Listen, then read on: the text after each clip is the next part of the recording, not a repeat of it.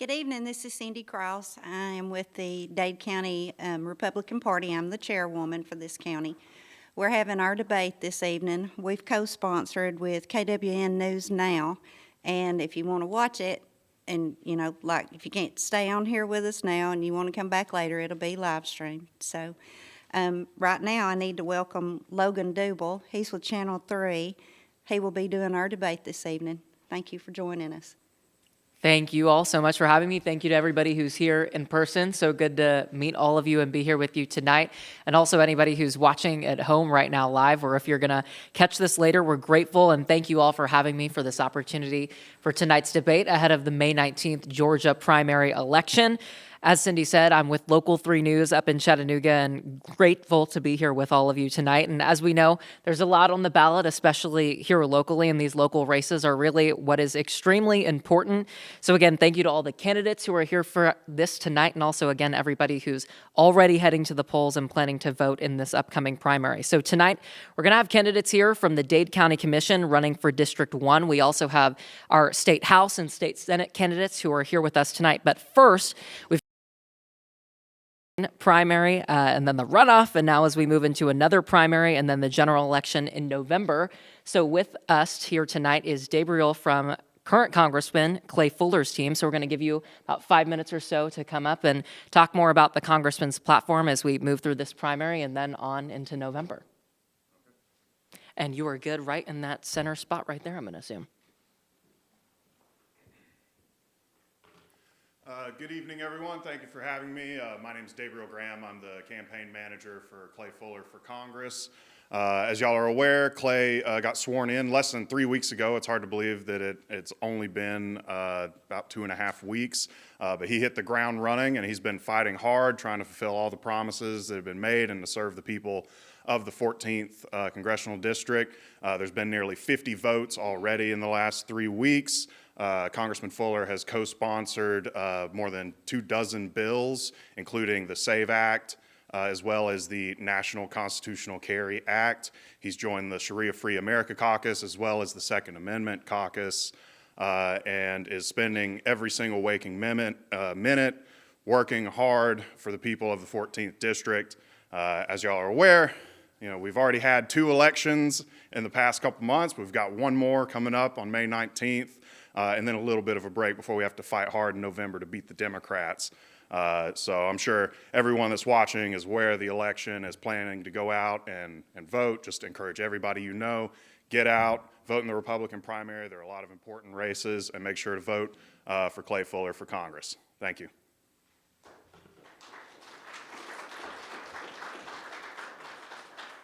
Thank you so much. And one of the other big things before we get into talking about the county commission race here in Dade County, we talk a lot about SPLOST. And I know I see a sign right outside as I walked in this building talking about how this building was put together with some of those funds. So we're grateful to have Carrie Fawcett with us from Dade County to talk a little bit about some of those funds are being put to use here in Dade County and also moving forward. Thank you so much. And thank you to everybody who has attended our SPLOST meetings. I want to tell you first a little bit about how we've been communicating about SPLOST. Back when it was time to decide whether or not SPLOST was going to go back on the ballot in May of this year, our Board of Commissioners said, how do we want to talk with our citizens about SPLOST? We've had SPLOST for a very long time in Dade County, since the early 90s. And so how do we want to talk about the continuation of this 1-cent sales tax on purchases?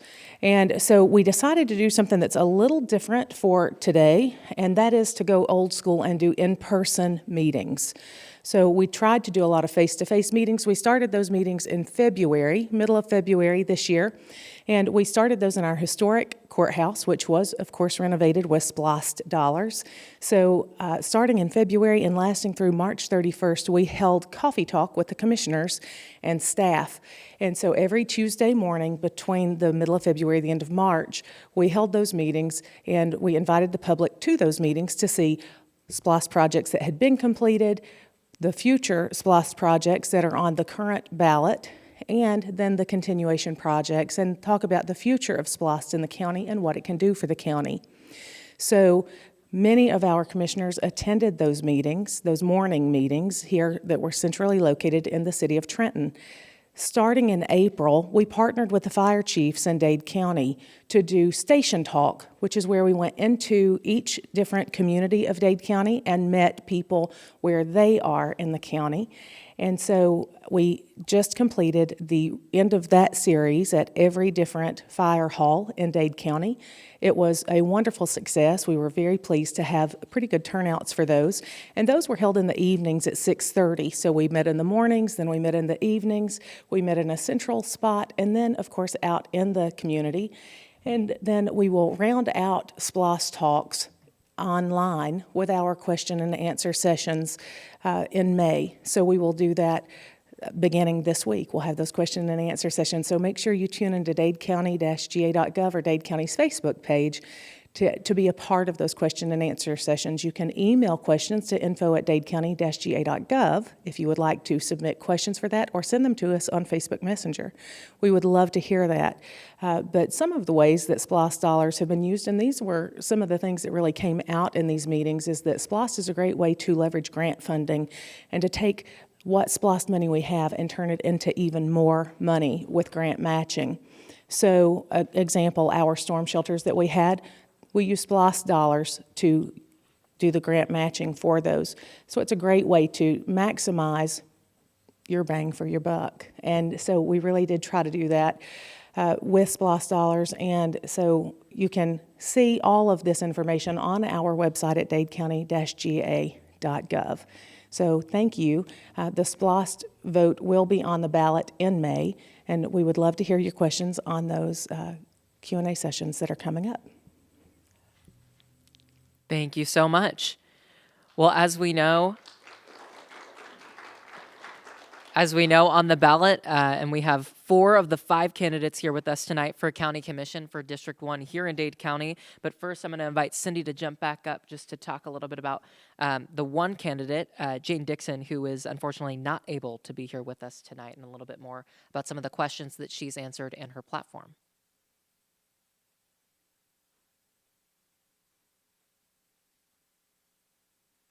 Jane had a trip out of town this weekend, so she's not able to come and debate. I do have the questions that we sent out all the candidates back when they first qualified, and I've got her answers over here on the table, for y'all to review. So just in her absence, okay? Thanks. Perfect. And all of the candidates then, the 4 who are with us tonight for the County Commission District 1 seat, if you all would like to jump up onto the podium. I believe we've discussed the order with you guys. Who's going to go where?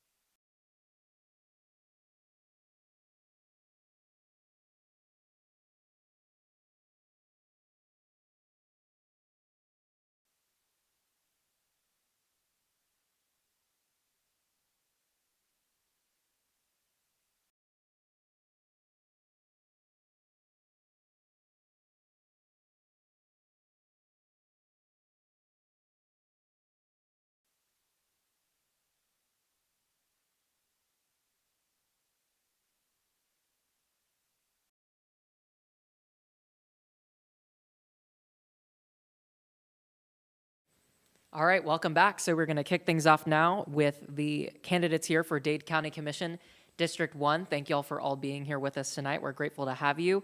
We've got, and I'll go in order, we've got Jean McBriar, who's here with us tonight. We've got Robbie Ryan. We've also got Chris Wade, and we've also got Patrick Hickey. So grateful to have all of you guys with us here tonight. Thank you all for being with us.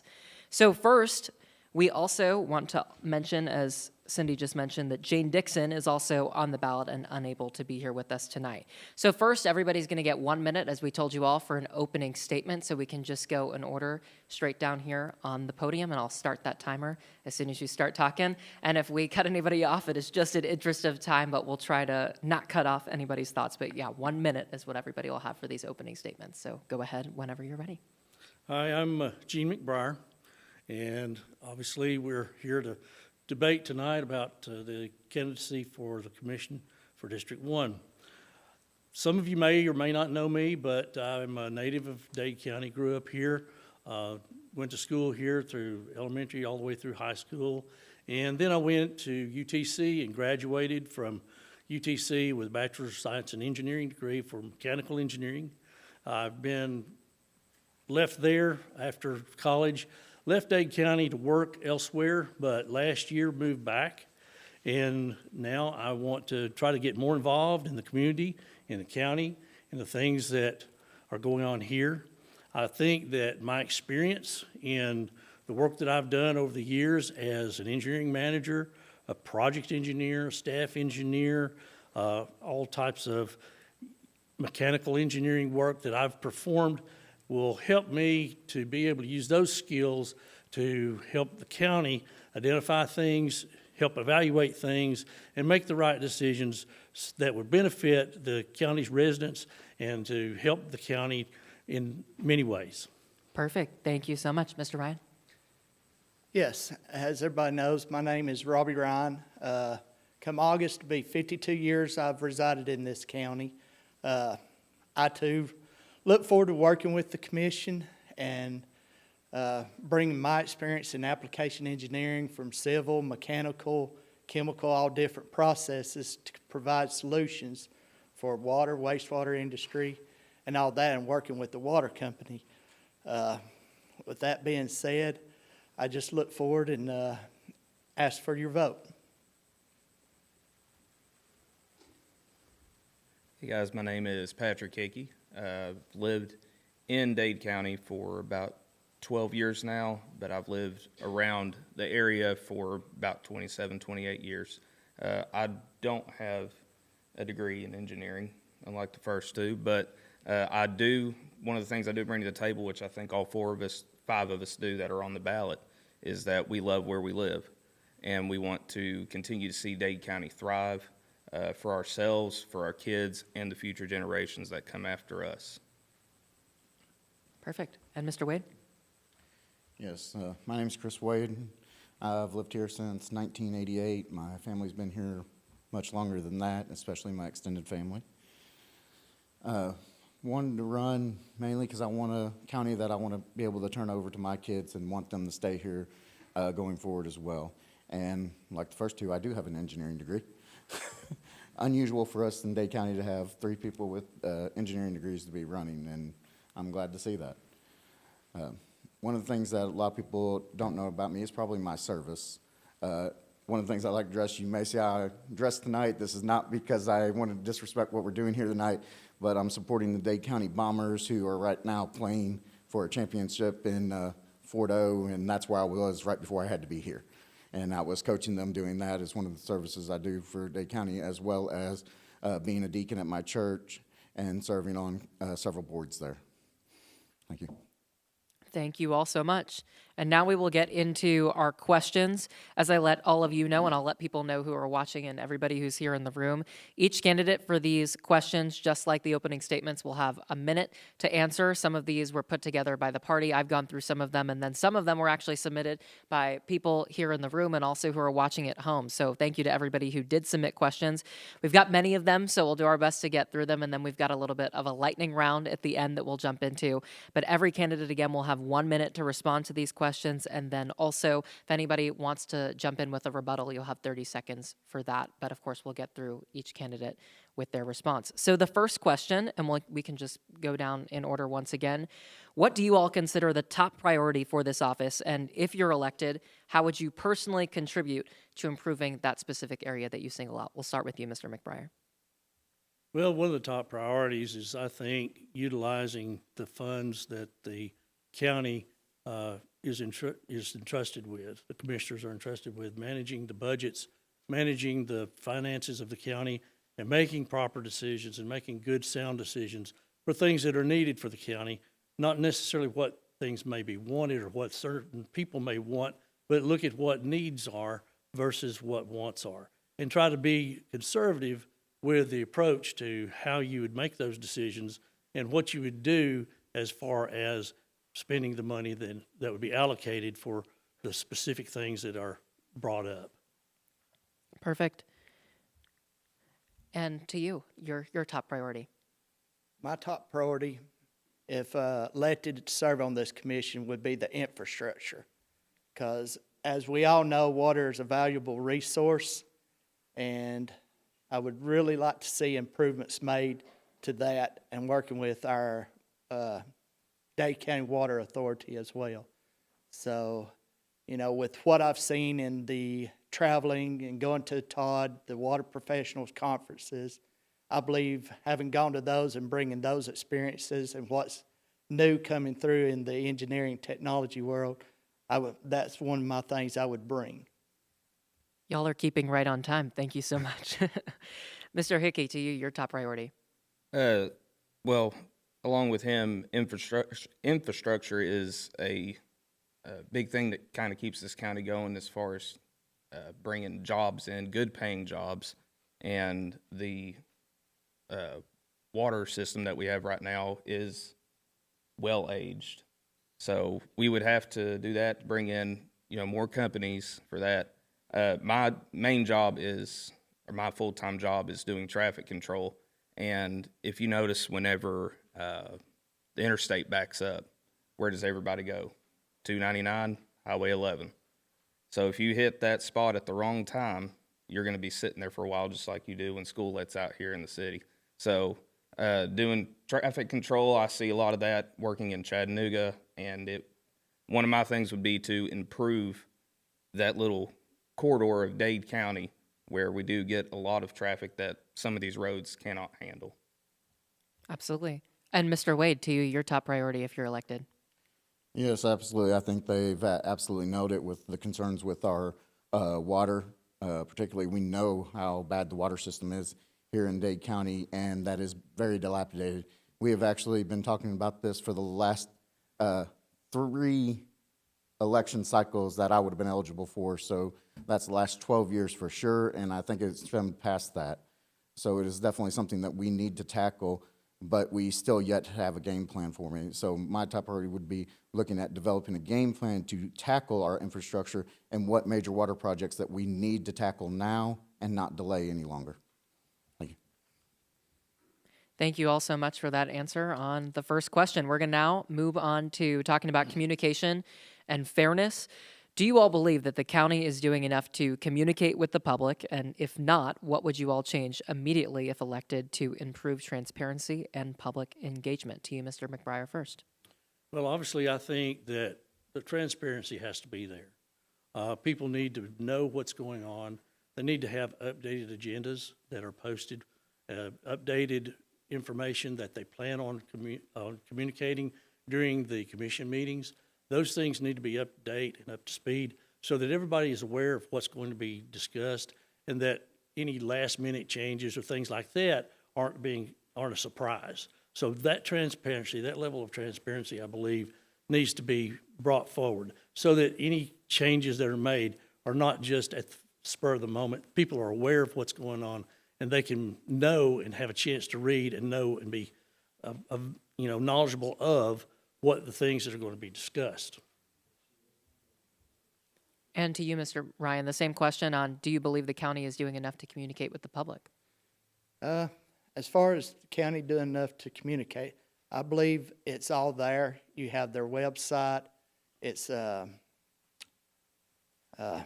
shown on Facebook. So, what I would really like to do is get more citizen participation as well.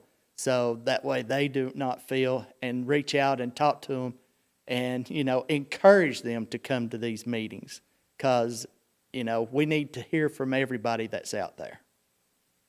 And Mr. Hickey, the same question to you.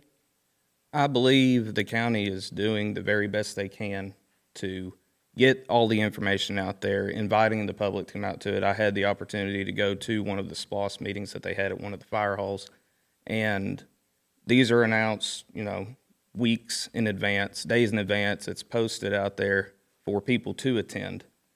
But for some people out there, they just like to complain about the issues, not show up and talk about them. You could take a bus to their house and be like, hey, I'll bring you down here to the meeting, and they'll just not show up. So I think the county is doing as much as they can to get all of this out. It's the people that are out there not wanting to come to the meetings and just talk poorly about it.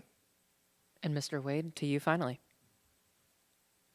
Yes, first of all, let's thank Carrie for all she does to make sure information gets out. We do appreciate that. And she does do a terrific job on trying to get information out to people. It's not always possible to get it out when everybody needs to hear it as early as we need to hear it, but sometimes there's emergency things that happen, and we understand, Carrie. But also, it's one, we've got to be more engaged with the people. It's about serving out in the community so people feel that we are approachable. And not all of our commissioners seem to be approachable. And so one of the things that we can do to help people see us as more approachable is by being out in the community, serving in different activities. I know several people that are running right now are people that are out there in the community doing different activities.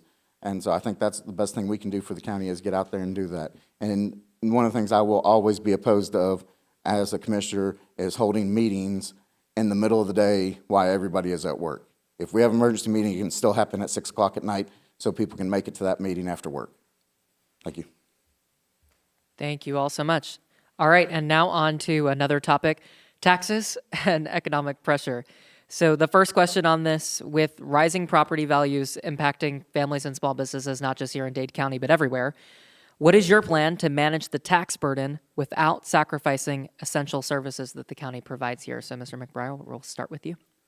Well, first of all, there's a lot of things that have been talked about as far as lowering property taxes. There are candidates in the state level, candidates running for governor, that are always saying that they're going to try to freeze property taxes. They're wanting to lower property taxes.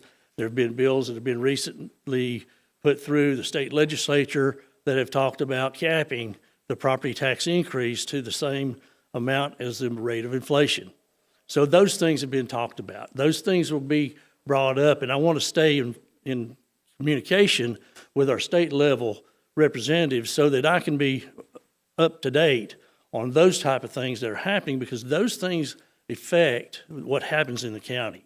So we need to make sure that anything that comes up that is being discussed, we consider that and we're prepared so that if there are changes to the way that some of the counties are funded in the ways that they either fund through grants or through special types of sales tax agendas or things like that, then we need to be aware of that so that we can make sure that we're prepared. And I will have a follow-up question on this topic, just warning everybody in advance. And the same question to you, Mr. Ryan. As far as a plan, my plan would be to do right the opposite of what we've seen done, is keep the millage rate the same and adjust our budget accordingly to that. Because as you know, as growth comes in, then we should be able to, if, of course this will be another answer later on, if SPLOST is supposed to help reduce our taxes, then there should be no reason for us to go up on the millage rate and maintain the same level of services. And to you, Mr. Hickey, the same question, which is, with rising property values impacting families, your plan to help manage that tax burden without sacrificing the services that the county provides? Being accountable and, as Mr. McBride said earlier, doing the right thing with the budget that we do have. Nobody likes taxes at all. And one of the options would be to pass SPLOST, but also looking into T-SPLOST as well. That would kind of ease the burden on that part of SPLOST to be able to fix the roads and to be able to take some of the funds that we use for that to go elsewhere. So yes, it is another penny that would have to be added for that, but it's kind of hard to fix all of the roads when we can only do, I think it was said, what, what is it? It was what, 3.5 or 8 miles, 8 to 10 miles of road every year, and there was 200-something miles of road. So it would be one of those where I would have to be in there to kind of see what's going on to be able to do it. So, Mr. Wade? Yes, this goes back to what I'll continue saying is we have to have a plan. And we have to plan what we want to do, tackle the things in order of what we need to do, which you don't often think that we have a plan. And I know most people in Dade County don't believe we have a plan. So let's get that plan rolled out, set what we absolutely have to do to get done first, and put special and pet projects to the side and do those after we get our major projects done. That's how you control what we're spending. We do the things we have to do first. Thank you. And my next question for everybody, as growth does continue, how would you all, if elected, ensure that Dade County is attracting quality economic growth and bringing higher paying jobs and also supporting the local businesses that are already here? Well, I think there's a lot of things that the IDA looks at as far as new growth, as far as new companies that's coming into the county, when they start looking at the type of business it is and what kind of range of salaries that they're looking at. But those things are identified whenever companies are looking to locate into Dade County. But we need to be available and be ready with the things that are within our industrial park areas and things and our infrastructure to be able to support those types of companies that might be looking to move in here. We still like the county because it's a small county. People like and enjoy living here. And I've had constituents tell me that they enjoy the lifestyle and the scenery, the environment around this area, and they like living in Dade County. And they don't want the wrong people or the wrong companies to come in here that would be detrimental to the land or the property or have someone else's property be affected by something in a negative way. So I would like to make sure that the right type of companies or businesses that would be looking to move in here would be a good fit and what would be the right fit for Dade County. And the same question to you, Mr. Ryan, just as growth does continue, attracting quality economic growth here to Dade County. Yes, as far as attracting quality economic companies, I would look more at niche engineering where they come in here, build, and ship it off to another place, because those are the higher paying jobs I've been in, I've seen, and they build nice offices, and those pay salaries are a little bit higher than most other jobs, whether it be trade, engineering, and I just see that as Chattanooga continues growing the housing, pushing, possibly those engineering firms and looking for another place. Absolutely. And to you, Mr. Hickey, the same question.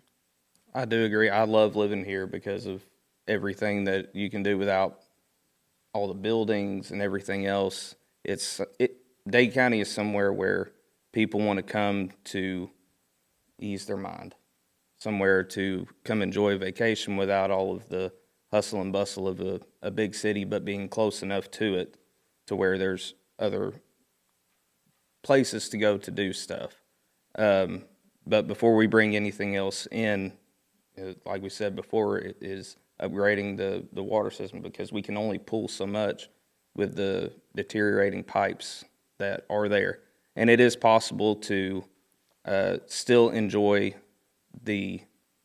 what we have to offer as a small county, as a community where we welcome in people to go to Cloudland and stuff like that.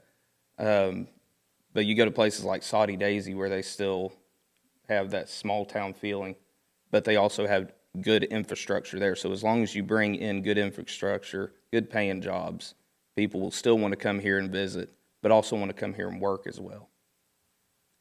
And to you, Mr. Wade, finally. Yeah, so that's really two parts to that to really consider. One is the infrastructure and getting it ready, which has a big deal working with the IDA to make sure that we're providing the infrastructure that they need and the funds to make sure that happens. But then the second part of that is working with our school systems to ensure that we're bringing forth a class of people that is going to be able to take those jobs if we do bring them in. Not only that, it's also working with them to make sure, and they have started doing this more, bringing back in construction type classes at the middle school, and I mean at the high school, sorry, and doing that. And that's the two parts that we have to get and have to keep going down in order to bring in better paying jobs and higher cost jobs. That's all there is to it. Absolutely. Thank you all so much. And then another question. We talked a lot about growth. I think everybody said the word growth in their answer there. But recent 5-year population estimates show that Dade County has lost population. So how would you respond to that trend if you're elected? And what is your plan to address the need for, if we do bring in people housing that they can afford once they're here? Well, from what I understand, that we have lost some population in the county over the past few years. Can't explain exactly why, but the fact is we've lost some. But we've even had some in the school board say that they actually have room for more students in the schools today. So when I was sitting through one of the joint commission meetings, that fact was brought out, so that there's some room there. So in order to try to improve things in those directions, you want to try to make sure that, like we talked about, to have the different systems in place, have the educational systems in place, and have everything also ready and to handle the growth. As far as housing, I know that different types of housing manufacturers have been contacted, talked about moving into building some different things, but there's the quality of those houses that also has to be considered as well, not just throwing up something just for the sake of having some low-cost housing there that's not going to last and not going to be a good quality house. Mr. Ryan? Could you repeat the question one more time? Yes, absolutely. We are asking just about the trend in losing population. I know we've talked about growth, but a response to that trend if you have one, and then also if we do want to bring more people to Dade County, how you plan to address the need for affordable housing. Well, in those surveys, I don't know how well you want to trust a survey. That depends on citizen participation as well. So, I'd rather go to the tax assessor's office and actually pull a record and actually see what is going on. But I have visited the high school with Mr. Howard and Mr. Beeler, and those programs are pretty impressive with electrical, carpentry, their controls, and teaching the kids some PLC and HMI controls over there. So, they're working towards there. I have also offered to come over there to speak, put on demonstrations, and show them what's going on out in the process industry. So, as far as the housing goes, I need to follow that a little bit more closely, and would like to hear more from the rest of the sitting commissioners and learn what they have learned and see what's going on there prior to making more statements. Absolutely. And Mr. Hickey, the question once again is a response, if you have one, to that downward trend in population, and then addressing the need for affordable housing if more people do arrive here to Dade County. Well, if that is the trend that people are leaving, I hate to hear that, because I plan on staying here the rest of my life. Biggest thing is because my wife wouldn't let me move if I wanted to, even if it's just across state lines. So, but the market, the way that it is right now, it's hard for, the younger generation to be able to afford any of the housing right now. And one of the best things about Dade County is the views.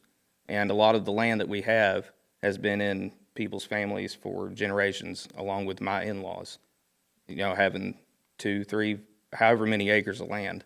And they want to keep that and make sure that their kids and grandkids and great-grandkids keep that feeling as well of keeping that small feeling community. But we do have people that contribute with housing. We do have the apartments that were just built over by the Four Fields. And Ryan Faircloth, he's built houses here and there throughout the county. So there is housing going up, but the biggest thing is for the younger generation trying to be able to afford that. That is one of the things that's probably playing a part in it. And Mr. Wade, to you finally. Yes, I think one of the things that we need to do is definitely work well with the contractors that are wanting to come in here and build housing or build affordable apartments for people. One of the things that you hear from ones that have tried to come in here is it's just difficult. How can we make that better? How can we make it easier for them to get the resources so that they're complying with what we want them to do as a county, but are able to move forward with their projects? It's partly outreach out to those contractors to make sure that they know how and what we need to do. So I think that's where we need to attack that. And then on to our next question, moving off money a little bit and talking a little bit more about the current commission that you all would be joining if elected. So, Mr. Ryan, you mentioned the past commission and wanting to talk a little bit more with them when it comes to affordable housing. But when taking office, each one of you, if elected, would inherit past decisions. So what is one decision that you believe the current commission has gotten wrong, and how would you approach that differently? So, Mr. McBride, I'll start with you. Well, I think there's been a lot of talk over the past few years about the election building. And there's a lot of things that had developed from that. And there's a lot of, people that had a lot of questions surrounding what size building, what it should be, how it should be configured, and those type of things. And I've done some research on that where I've seen where it's started as a 2-story, 12,000 square foot building, and now it's down to a 1-story, roughly 6,200 square foot building. And the cost of that building initially was very high. A lot of people had concerns about that. So when they went in and started looking at that, I think that was something that needed to be vetted out maybe a little bit better. I know they took a number of bids, and they took, I think, up to 9 bids on that building initially. But when they started looking at cost, it took some people saying some things from the county to get people's attention about that election building before we really started narrowing in to try to get that building a little more compact and a little more user-friendly and to get the cost driven down. And Mr. Ryan, the question to you of, you inherit past decisions from this commission if elected. So just once again, one decision that you believe has currently been gotten wrong and how you would approach it differently if you joined the commission. Yes, once again, the election building, I would have never done a 1-story. There should be a, covenant or some type of ordinance passed that if you have a government building, it should be able to go up at least 2 to 3 stories, because we only have X number of acres, county property here. So now then, if you can't go up, what do you have to do? You have to buy more property and go out. So, that's my feeling on it. We've got a ladder truck here inside the city for the fire purposes. So I know that would have been an extra burden, but still it would have been a lot simpler. Oh, we need more space. Okay, we just build on top of the building. We don't have to buy more property that could be used in another fashion. Mr. Hickey. I'm the complete opposite of it. The election building has been on the SPLOST cycle for, I think it was 2 or 3 of the last cycles for SPLOST. And so it has been there. It's been a need that the county's needed for a while. And a lot of people say, well, the cost of this, the cost of that. The fact of the matter is, these days, everything's gone up. It's going to cost more to build something like that. But the biggest mistake I think that the county's made as far as past bad decisions, and it seems like a dead horse at this point that we keep beating, is the reservoir. There were tests done, there were studies done saying that it was not suitable to be able to have a reservoir there, from my understanding. And just like any other topic you talk about, there's going to be different opinions. But that for me was a bad decision on the county's part as far as what they've done, purchase or build. Mr. Wade. I will say I kind of agree with Patrick on that, and that it's a little late on the building. That building is done. There's nothing we can do about it except finish it. The property, absolutely. We can do something about that. If it's not usable for this county, it needs to be sold to try to recoup some of the money that we spent on it, period.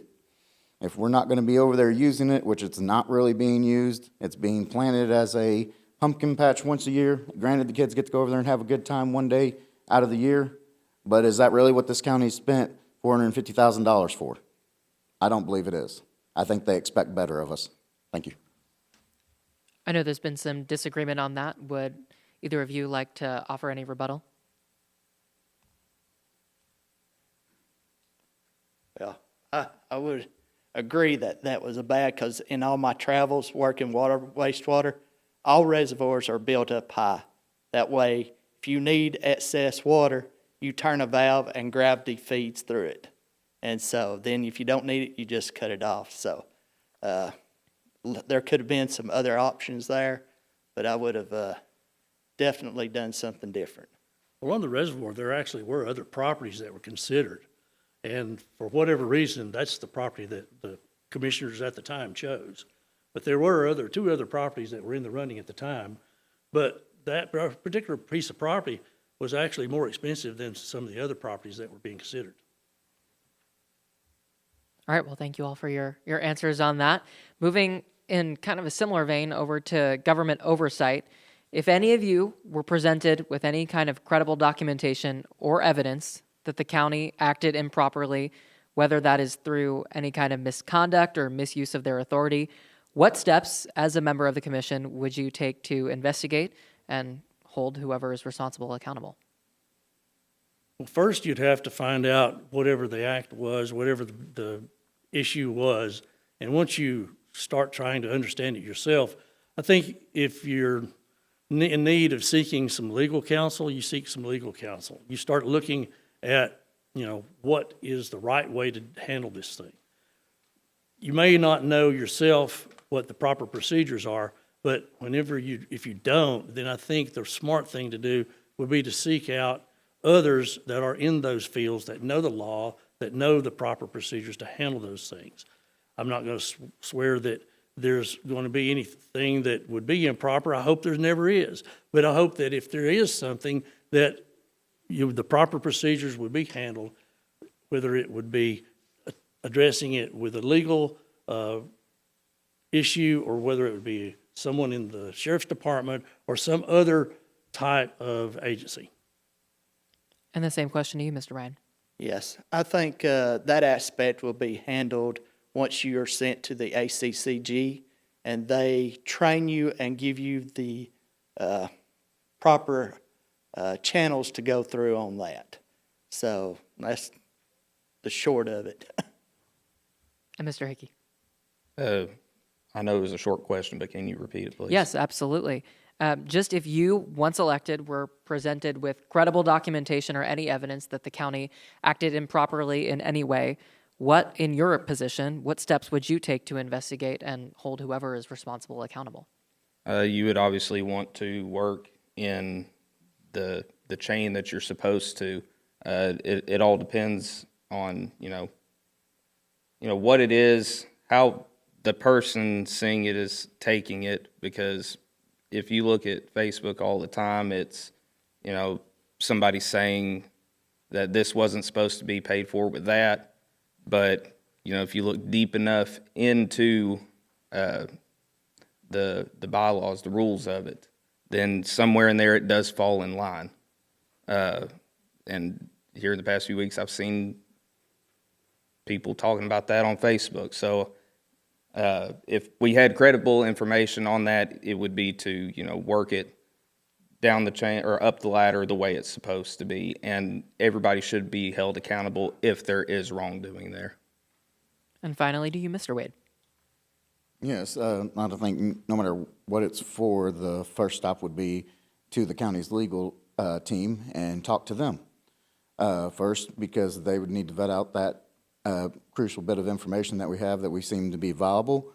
The only step that would not be taking that step first would be if the legal team themselves was involved. And then at that case, then we'd have to go another route. Thank you. And one of the words we've all mentioned tonight in some form is infrastructure. So infrastructure, water, and also sewer both continue to be major issues that everybody's talking about. So of the three, what are your top priorities if we're talking about roads, water, or sewer? And how would you all work to continue funding improvements to those? So again, roads, water, and sewer are the three there, and how you would try and prioritize them and continue to make improvements possible. Well, unfortunately, I think we're in need of work in all three of those areas. Prioritizing those, I think you look at which areas are in most need of repair, which ones have been giving the most problems, and which ones need to be addressed first, and just set your priorities. Each one of those are important. Picking one would be hard to pick just one, because it's all has to be done. It all has to be addressed. So I think you look at your priorities, you look at your budgets, look at what you can do, and work within what you have. I know that the SPLOST has been talked about a lot, about how they can do things and use the SPLOST money to help improve the infrastructure, and as far as water lines, sewer lines, whether road paving and those type of things. But I think you go through and you look at each one of these areas, because all of them are important. You have to address the priorities, which are the worst, which have given you the most problems in the past, and you try to address those the best you can, and you do the best with what you got to work with. Mr. Ryan, to you. And again, those three are roads, water, or sewer. Right. As said, all three are very important. Of course, the first thing, especially with the water and sewer, since a lot of the sewer has to do with the city, we'd have to establish some good communications and just find out and go and see what their needs are, and see what we can do in strengthening those as well as the water company. So. Mr. Hickey. I agree. All three are very important.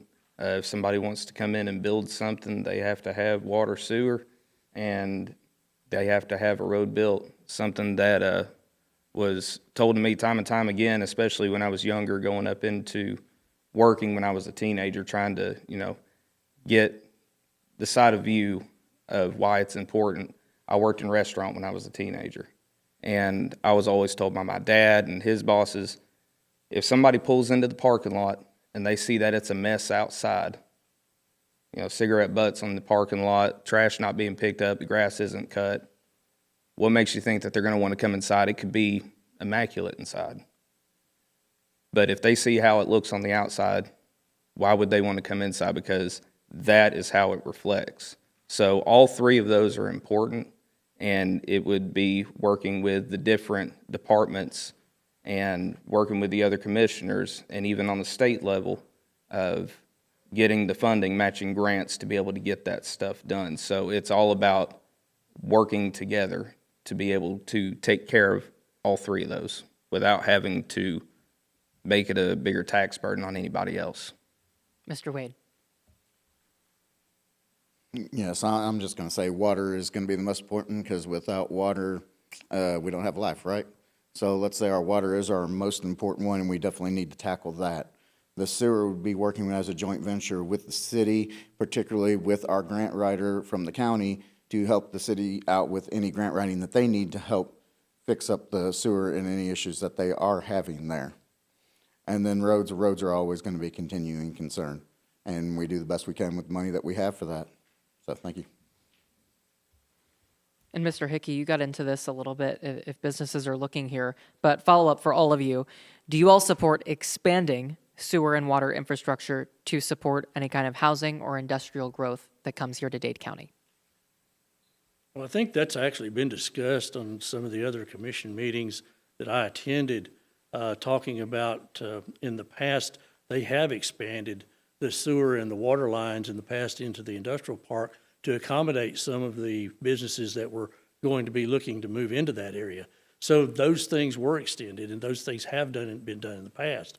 So there's been a precedent set for that. So as long as those types of things are done in an appropriate way, and it's all done above board, and everybody knows what's going to happen and who's going to pay for what, and so the lines of responsibility are very, very well defined as far as whether it's the city going to do something, or it's the county going to do it, or how is it going to be handled. So sometimes the lines of responsibility are a little bit blurred between the water board and versus whether the city does this or that. As far as whether the city handles the sewage treatment plant or water company just handles the running of the sewer lines. So those things probably need to be well-defined up front before any kind of things are expanded for new industry. Mr. Ryan, the same question to you.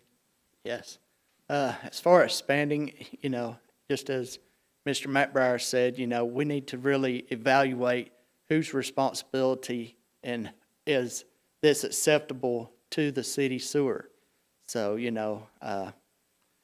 that's just something we need to address still further as a county commission board and see what the thoughts and regulations are and the capacity of the current sewer. And Mr. Hickey. I agree with Mr. McBriar about who would be responsible for care of it. But the biggest thing is not to expand if we cannot control what we have right now, if we cannot handle what we have right now. Because if you add more to it, it's just going to make it a whole lot worse for everybody. It's going to be more expensive. Back to the area of 299 and Highway 11, after you leave out of Chattanooga, there is nothing until you get to, Jasper and South Pittsburgh and all of that. Exit 169 has the potential for having growth, bringing in, hotel, restaurants. We've already got the truck stops, but we want to bring that in, but we need to fix and upgrade what we have before we start to expand anymore. You got to work from here to get here. If you go that way, it's just going to be a mess. And Mr. Wade. Yes, I believe we need to work on fixing, first of all, what we have going on right now. Nobody liked seeing the images of any thing that was going on the creek. Is that true? Everybody very disappointed with what happened there, right? How about we fix those issues before we start talking about expanding? How about we fix the issues of not being able to pump water up Lookout Mountain before that deteriorates more? Stuff that's on our agenda that we need to take care of before we start expanding. I think we set a bad precedent. Now, if there's industry that's coming in that needs it, then we have to look at how we need to help that industry with that, and if we can. But if we can't without overburdening the system that we currently have, it does us no good. So I believe it's a hard look at the system we have and what it's capable of, and then making sure that it's running at a top-notch condition to handle whatever we throw at it. Thank you. Thank you all. And on a slightly different note, do you all believe that current policies in Dade County are adequately protecting homeowners? I'm sure we got a lot watching and a lot here with us tonight. And how should the county balance agricultural rights with protecting nearby property owners? And are you open to zoning or land use regulations in these decisions? So big question there is, do you believe that current policies in Dade County are adequately protecting homeowners? Well, right now, there are not many policies in Dade County with regard to zoning. They're just not there. There are a few. There are different situations, like, for instance, when I was at one of the commission meetings, they brought up the issue where someone was wanting to put a solar panel farm, solar panels in an area, near a residential area. So what they used to address that was they applied for a special use permit. And they were reviewing that special use permit to see whether or not the person or company that wanted to put these solar panels in would be following the procedures and the guidelines and everything that were established for them. And then they were analyzing the information that they had to determine whether or not there was proper boundaries set and proper setbacks for anything that was put in for this solar panel installation, so that the residents in that area wouldn't be seeing the solar panels looking out their window all the time. So there was density issues and things about how they would be covering the areas between the two. So those type of things have been addressed. Those are the kind of things that would need to be addressed if there were other things that came up for any kind of regulations or any kind of type of zonings. But right now, their main tool, I think, is their special use permit applications, and then reviewing those and taking care of those as they come up is how I think things are handled today. Thank you. And Mr. Ryan, same question to you again, talking about whether current policies, if there are any, adequately are protecting homeowners and how the county should balance agricultural rights with also protecting nearby property owners. Right. Well, as we know, the solar farm, which was a recent talk, is, you know, part of that goes back, I don't know the whole story behind it. And, you know, as businesses come in here, the county commission should have a business license, and depending on that business license, whether they're forwarded on to the special use permit board. You know, I believe we can do more for the citizens, but at the end of the day, it's up to what we need to put that decision in their hands, whether they want more ordinances or as everybody doesn't like to hear the word zoning. So, you know, it's a double-edged sword, and it's just, I think it could be written either which way to help protect the landowners. Same question to you, Mr. Hickey. I feel like if you talk to any property owner about how they feel if somebody walks up to them and tells them what they can and can't do on their property, you would probably get in a lengthy verbal battle with them of why anybody should walk up and be like, well, why are you telling me what to do with my property? I feel like if it's, you know, somebody's got a bunch of old vehicles on their property and, you know, you got stuff leaking from the engines that's making it a hazard on the property, then at that point, it just all depends on the circumstance that you come up to as to what you would set.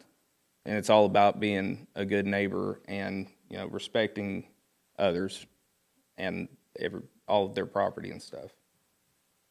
And finally to you, Mr. Wade. Yes, and Logan, I appreciate the question. One of the big things in the distinction I think you made there is agricultural. We are a big agricultural center. We have a lot of agricultural here. We need to protect our agricultural farmers that are out here doing it because we have a lot that are doing that here. It is different in what we need to look at industry moving in. Industry needs to have requirements set upon them. Our agricultural is different from that. And I think that is a big distinction that we need to make and protect the rights of the farmers out here doing stuff and making sure they're exempt from things. Because I know from experience, my father-in-law farmed his for 40 years, and now he's leasing his land to be still farmed today. So, absolutely. Thank you. Thank you all. And this next question is something that we've talked already about plenty this evening, and we kicked off talking about, which is SPLOST. So from a 30,000-foot view, do you all support the current SPLOST approach? And if elected, how would you direct that these funds be prioritized? So Mr. McBride, I'll start with you. Well, I do support the SPLOST is at the, like you said, the 30,000-foot elevation. I do think that we should identify the particular projects that we want to try to address as part of the SPLOST, because in other situations where I've been in Catoosa County, I lived there for a while, they did this in a manner where they identified the number of projects and the type of projects. They put together estimates for each one of those, and they submitted those as a list of projects that they went to the county and went to the voters to vote on that way. They addressed all those as individual projects with estimates, and they give a total, just like they do here. They've estimated a total amount that they expect to be able to receive over a period of 6 years for the SPLOST.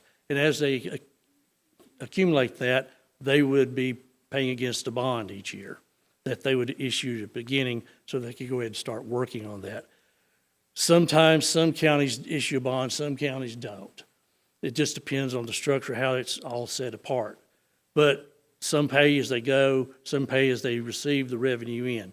But I do support the SPLOST, but I think that the decisions for spending on the SPLOST need to be made with conservative views as to what the needs are and to make sure that those funds are spent accordingly.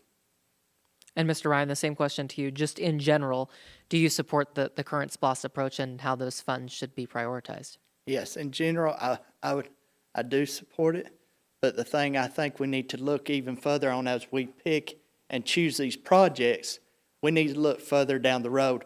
What, at this point in time, we add this, we keep adding these projects, what's the maintenance and the total cost of those afterwards? Because then we're going to have to come back another SPLOST, and that's going to have to be supported and funded as well. So, we need to be conservative, we need to be good stewards.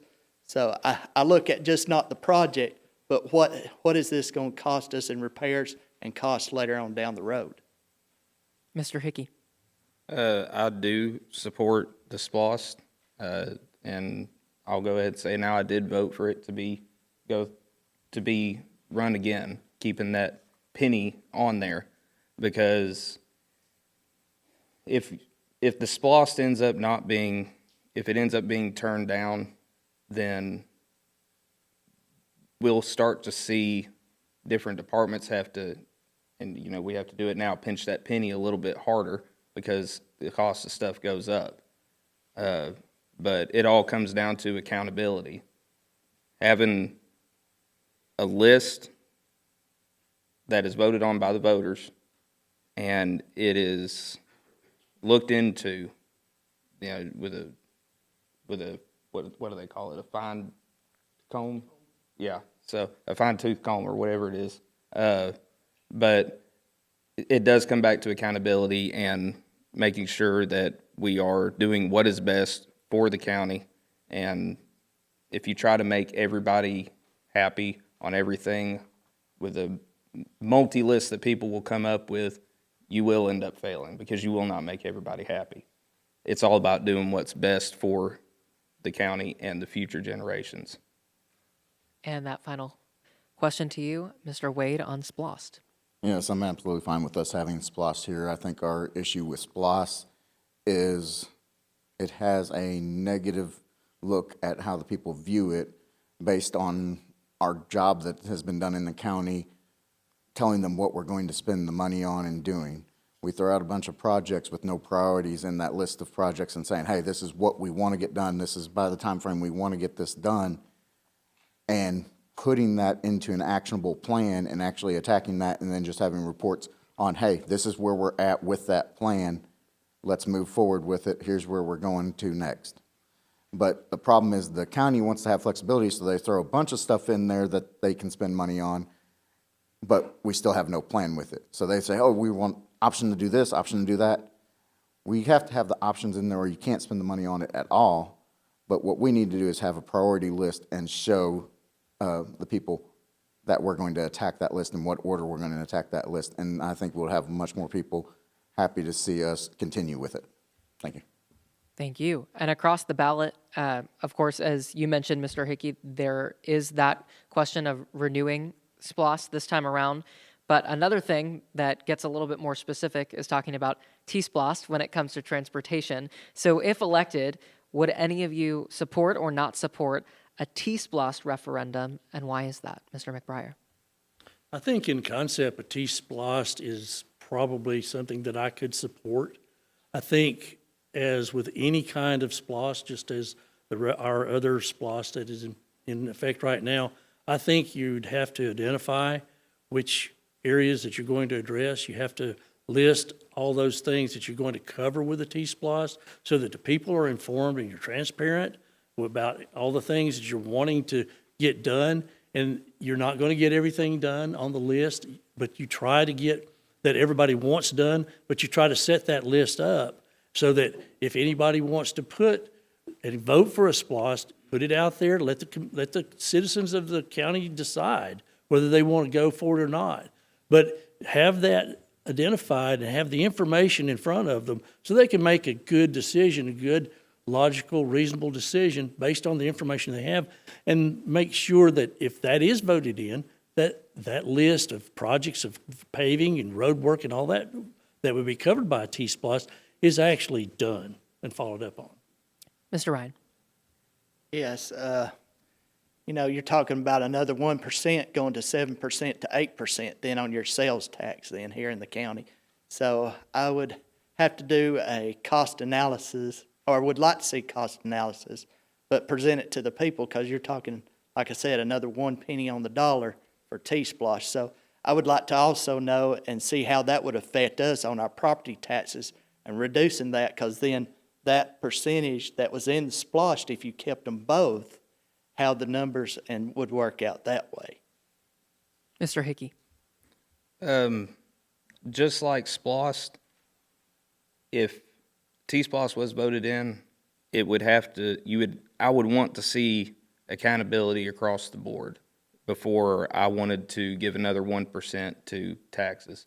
The benefit of T-SPLOST would be where what little bit we spend from SPLOST on roads, say something comes up where the election building or the animal center had been on SPLOST for 2 or 3 cycles, and it's just now getting done. There are things that come up, like White Oak Gap, whenever it was in dire need of repair. We had to pull from SPLOST, or the county, not we. The county had to pull from SPLOST to take care of that repair, which will push items back a little bit more. So the people that are saying, well, this has been on there, why is it not done yet? Why is this not done yet? I'm not in that seat, you're not in that seat to make that decision of if something comes up, what are we going to do? So the benefit of T-SPLOST would be where that is going to be going specifically to, roads, bridges, and infrastructure. That would be the benefit, but I would want to know that every person on that board, if it's me or one of these guys here or Jane, would be doing what is best and being accountable to that list and doing what's best for everybody. And finally to you, Mr. Wade. I'm going to keep this simple. This is people's choice. Give it to the people and let them decide if that's what they want. Plain and simple. It's a tax on them. Let them decide it.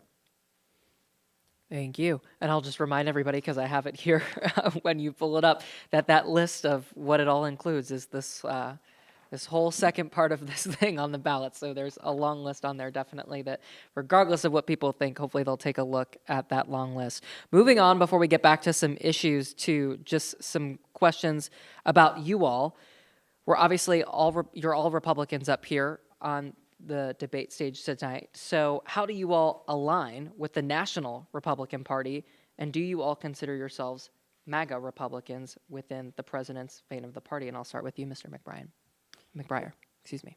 I do align with the Republican Party and the platform that they are putting forth. I am a believer in the Second Amendment, right to bear arms. I believe that that there is a pro-life. I am pro-life. I believe that there are things that should be done as far as voter identification. I think there needs to be improvements for those type of things that are hot issues right now with the Republican Party. So I do align with those things on the Republican Party's platform. As far as a MAGA, being MAGA or not, I think there's, I guess, an argument for being MAGA or not being a MAGA supporter. Do I support the president? Yes. Do I support the policies that the Republican Party is putting forth? Yes. Do I agree with everything that goes on? No. But I have that right. And I now agree that everyone has that right to express their opinion. But I do align and agree with the Republican Party's platform. Mr. Ryan. Yes. I, too, align with the Republican Party and all its rules and what it stands for. As far as the MAGA, I can constructively object to some of the things, but, I do support the way things are being done and the way I align with the Republican Party. Mr. Hickey. I do align myself with the Republican Party, as a gun owner, as, pro-life, everything else. As far as, being what I've heard people say, a MAGA head, just, all out crazy for it. I do support the president, and just like everybody, you agree with some of the stuff that they do and some of the things you feel a little about. But I do align myself with the Republican Party. And finally to you, Mr. Wade. Yes, I align myself with the Republican Party. First, I think the best thing to say is, am I for making America great again? Absolutely. Do we need to make America great again? Absolutely, because we've had a severe downturn in our country. And we need to bring back more traditional values and move forward in that direction. And I have no problems with that. So, thank you. And another question, this one comes from an email that someone submitted watching tonight. So a different kind of question for y'all. What have you been reading recently, and how does that reflect your values or your approach to leadership? And I'll give you each about 45 seconds for this one. Well, to be honest with you, I've been trying to read up on a lot of the things the state legislature has been trying to consider over the past several weeks, and they're trying to pass before their deadline so that they could actually get it to be considered by the opposite house, whether the House or the Senate was trying to consider one bill or another. So I've been trying to keep up and read some of those legislature or bills and things that have been submitted, and trying to keep up to date with a lot of those. And also I've been trying to also get more familiar with what the things have been done on the county in the past over the last several years, and how things have developed and things like that. As far as, fiction or biographies or things like that, I like to read biographies, and I like to read history type books and things like that, because I think you can learn from history, and obviously, hopefully, you don't repeat the same mistakes some people did before. Mr. Ryan. Yes. Things I've read lately, of course, mostly it's been dealing with my job, deal with a lot of technical documentation, and when dealing with customers and design data and just back and forth. So not a whole lot of time with governmental agendas. So. And Mr. Hickey. Just like everybody else, I scroll through Facebook. I, follow all the major networks. But how I like to get my information is, going to the meetings, talking with the people in those seats, face-to-face, actual verbal conversation with the people in those seats. If it means getting in touch with people at the state level, county level, or, higher if possible, to talk with them that way. But the news media, it doesn't matter which channel that you watch. When somebody grabs a story, they go with it, and it is theirs to shape into what it is, which is why it's important to, just like Charlie Kirk did, talking with people, actually have an open debate and talking with people, rather than, one person said one thing, because people can post whatever they want to, true or not, and there are people out there that will take that and run with it, and then it just works its way down. So if you want real information, talk to the people in those offices directly, face-to-face, over the phone, whatever you have to do. And Mr. Wade. Well, one of the things I've been reading lately is what the heck is ESO, but that's more for work and entrepreneur operating system. I've also been picking up the Dade County Sentinel more lately and reading through it and finding out what's more going on in the community, trying to keep up with things, because I can tell you as of the last 50 days, I've been to about 45-ish ball games in the last 50 days. So there has not been a whole lot of reading in the last 50 days, I can assure you. But thank you. Thank you all. Okay, and we are in the home stretch here. We are going into our lightning round, so you all can just answer just with a hand raise here, or just vocalize yes or no to some of these. And if anybody wants to expand, I'll give you 30 seconds to do that. But the first one here, would you all support a paid county-wide fire department? I'll go ahead and answer that. If the funding is there to be able to do that, then yes, I would. The people in the fire department go through the training that is necessary to have the knowledge when they show up to your house or a car wreck or a medical call. I would support that. They go through all that training, and it's hard to do it as a volunteer because you can't always do it because you have a full-time job. When you volunteer, you're not getting paid to do it. So if it's a career that somebody likes and the opportunity is there to be paid for that, then yes, they should. Well, there's a lot of talk that I've been hearing recently about the fire department and whether or not they should be paid or whether they shouldn't be. I've heard a lot of different opinions of both sides. I've even recently heard from people that have mentioned that some individuals have been talked about trying to put together an idea to have one fire department for the entire county and have named individuals that were 3 people that have been named that could be a part of that and be running that. So there's different discussions that have been made that I've heard from the people out in the county. So there's a lot of things that are talked about out there about the fire department. But right now, the county does not have the funds to be able to support a fire department as the budget is today. And that's my understanding. So that's why I really appreciate the volunteer fire department and all those volunteers that work there. They do a great job with what they do, and I really support those. Mr. Reiner, Mr. Wade? Go ahead. I'd just like to say, yet again, the budget's not there right now. So if we were going to go that route, we'd have to find the budget for it. What we do have a budget that we can help with is getting people more interested in serving in the fire department and helping in volunteer fire department and helping the fire departments do outreaches to attract new people into that group. And finally to you, Mr. Reiner. Yes, and as you know, as said, there's been a lot of talk. I think we should at least look at it to see what could be done and do that and moving forward. But I do appreciate all the volunteer firemen and what they do. And even as I grow older, the volunteers are getting less and less. So, at some point in time, we as a county may need to look at that. And this one we haven't talked about a ton this evening, but again, just yes or no on this one. Do you all support the construction of the new Dade County Animal Control Facility?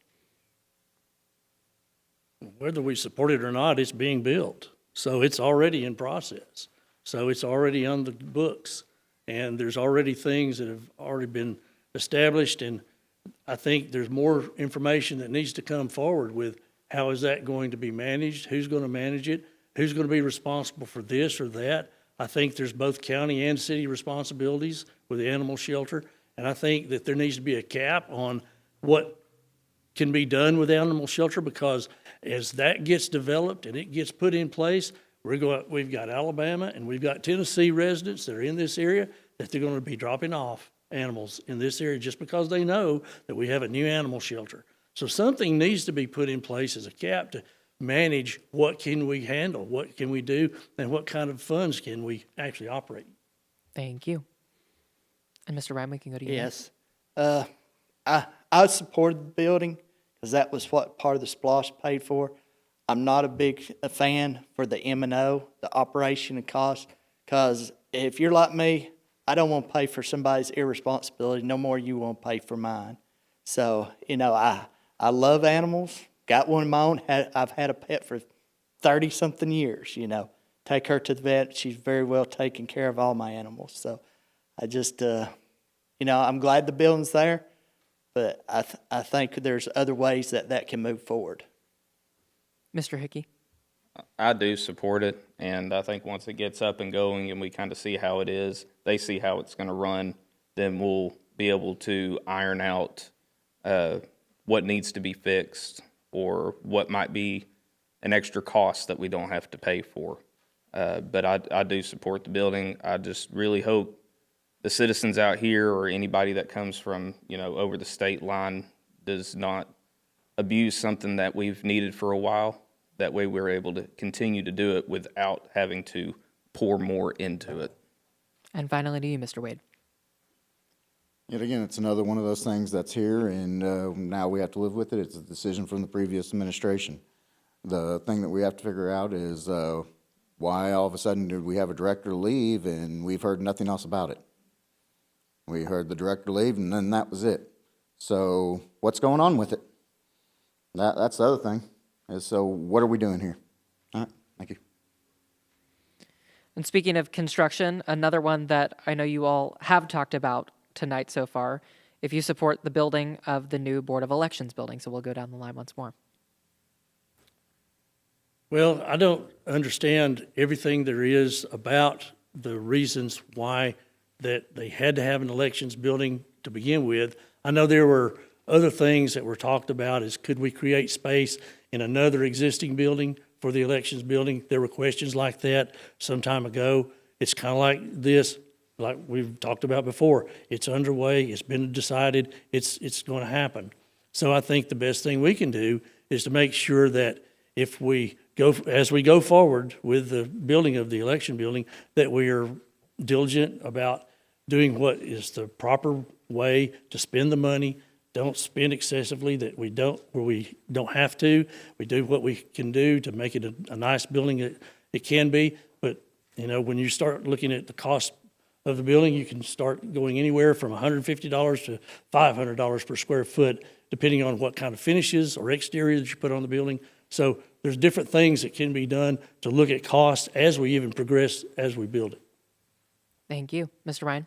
Yes, I understood and why we needed a elections building, but I still think with it being a county building, why wouldn't we build it out on other county property? Because if election day, school, and just creating a more bigger traffic jam and trying to offer a solution for the congestion during those times. And as I understand, I think the city is supposed to take over the management of that election building as well. I don't think the county itself is going to, but my understanding is there was an agreement that was made with the commissioners that the city would actually manage that. Really? Yes. Had not heard that. I hadn't heard it either. Mr. Hickey? I do support having the building, because if you go into where the election office is having to move machines around the beginning of the month when we have the county commission meeting, it's a whole lot of moving around. And you go down the hallways in the administrative building and there's machines lined up there in the hallways. I feel like it is needed. I feel like in between the time that it was put on SPLOST to the time that they're talking about doing it, there are a bunch of empty buildings in the county right now that could have been used as a temporary location. And I probably would have changed the location of where the building is right now, because it is an extremely small, narrow road that is hopefully going to be paved whenever the building is done, because it's a rough road to travel down just going to the transfer station. But I do support the building, and I think the county is doing a lot to make sure that it's not too costly to the taxpayers. Mr. Wade? The building had to be done. They needed a room. Whether that was a building that could have been used somewhere else doesn't really matter. It is what it is now. They needed the space of their own. Did it have to be a new building? I didn't believe so back then, and I said so in meetings.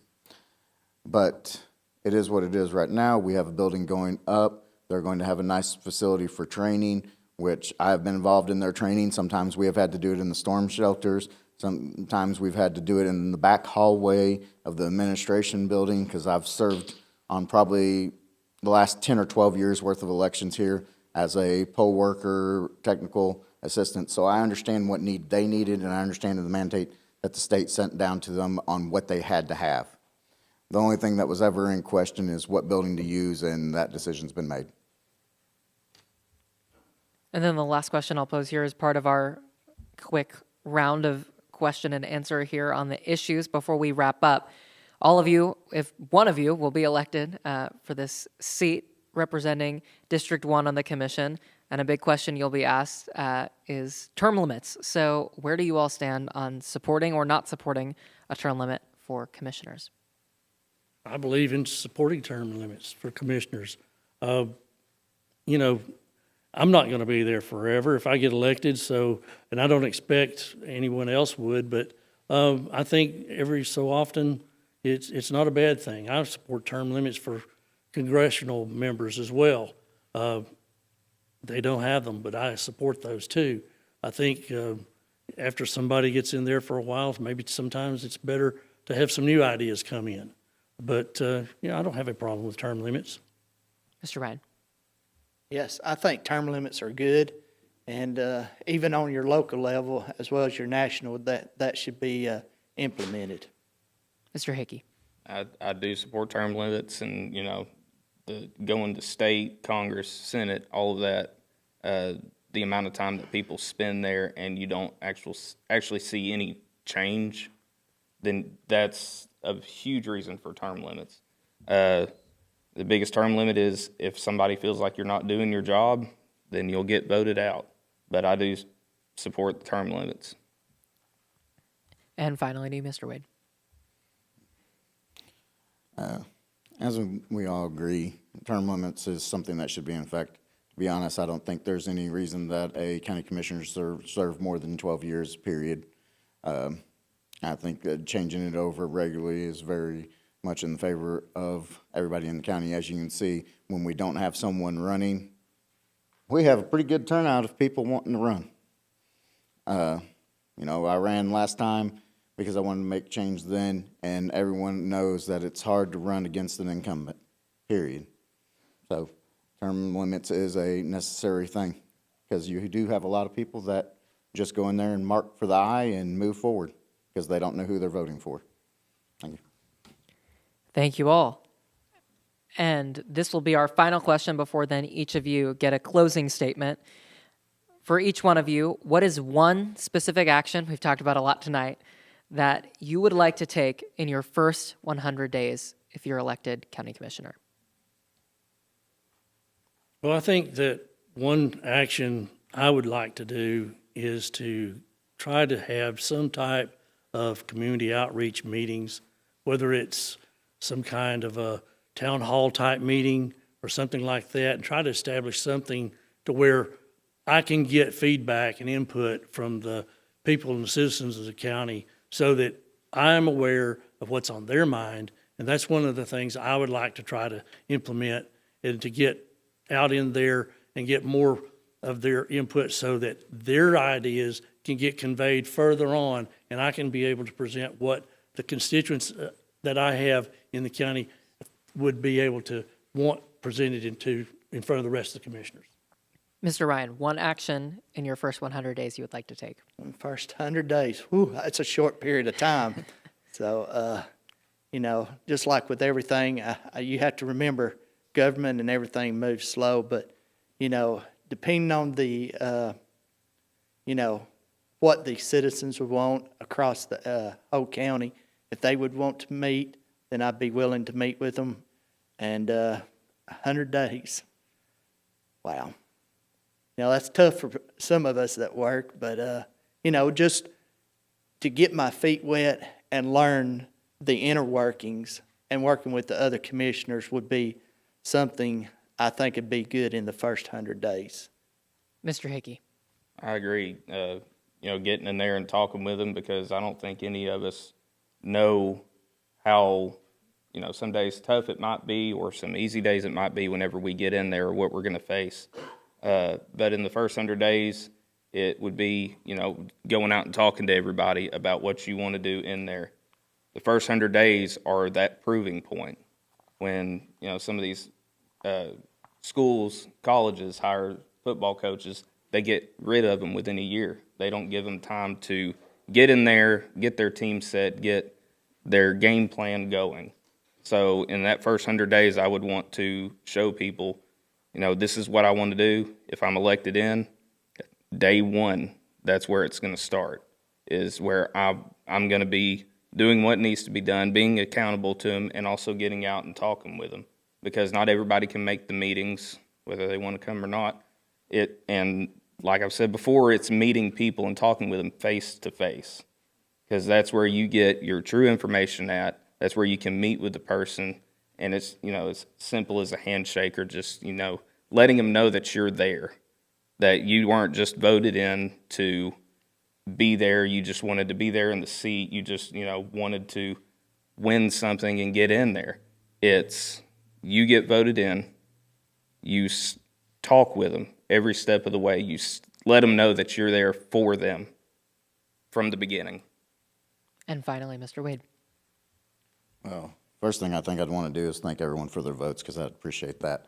The second thing I'd like to do going in my 100 days is I'd like to meet with all of my boards and the people that are put in place on the boards by the District 1 Commissioner to make sure where they're at and sitting on the board, how much longer they would like to be on the board, and what they would need on serving on their boards. How is their job being handled right now? Open up those communications, because that's where you're going to bring back information into the commission room, and that's where you're going to be able to make most of your progress moving forward, as finding out those boards and making good relationships there. Perfect. Oh, and one more thing I would like to add before I leave. The Bombers did win their tournament today. I just got a notification about that, so go Dade County Bombers 8U Rec. We Thank can you. all applaud that. And then one final question to you all, which is open-ended, just a closing statement for anybody who's watching this. If this is the only minute that they see of this entire evening, your closing message that you want them to know before they go vote early or they go vote on May 19th. As a resident of Dade County, once again, I want to emphasize that this is my home. I grew up here. I've made this my home for a long time. And I think with my basic experience that I've had as an engineering manager, a project engineer, working as a maintenance manager, maintenance engineer, as well as my 40 years of experience over the course of in engineering, project management, and installations and all that, supervising people doing projects and things. I think that experience level, those skills, that knowledge that I can bring to this job, I think will help me to be able to serve the county better and help understand things that come across our tables as we look at different issues that come along. And I think that I can use those knowledge, skills, and abilities to help benefit the county in those ways. Mr. Ryan. Yes. The one thing I'd like for people to know is that I want to get in there. I want to work with the commissioners for the betterment of Dade County. I really do. I said, been here 52 years, love it, great place to raise a kid. Always good to leave and then come back home. So I have some pretty good people skills, so hopefully that you'll take with you. Mr. Hickey, your closing words. I've been from the East Coast to the West Coast, and nothing, makes me feel better than coming down the interstate saying, "Welcome to Dade County," and knowing that I'm home. I don't have the engineering degrees. I'm only 35, so I've still got a while before I could say I've lived here for a long period of time. But I do love where I live. I love everybody here, whether you love me or not. But I want my kids to know that I did the best that I could to make sure that they had a good future, and wanting them to stay here as well. And I just hope everybody sees that I have the heart and that I will, keep to my word, be accountable to you, and do what I say I'm going to do if elected in. I'll go back to my opening statements. My life's been marked with a life of service. I serve this county in multiple different avenues, some seen, some unseen. Coaching softball, being a deacon at my church, working for the election boards to make sure that we have elections, and doing those things. As always, I've served this community, and I want to continue serving this community just in a new fashion. I appreciate anything y'all can do to help me get there. But that is what my heart is to serve this community, so it's a place that my kids want to stay at and want to grow at. So our population quits decreasing in Dade County, and we have people that say, I don't want to leave my hometown. I want to stay here. I remember all going through high school, the first thing anybody said is, I am out of here. I don't want that to be the case anymore with my kids. Thank you.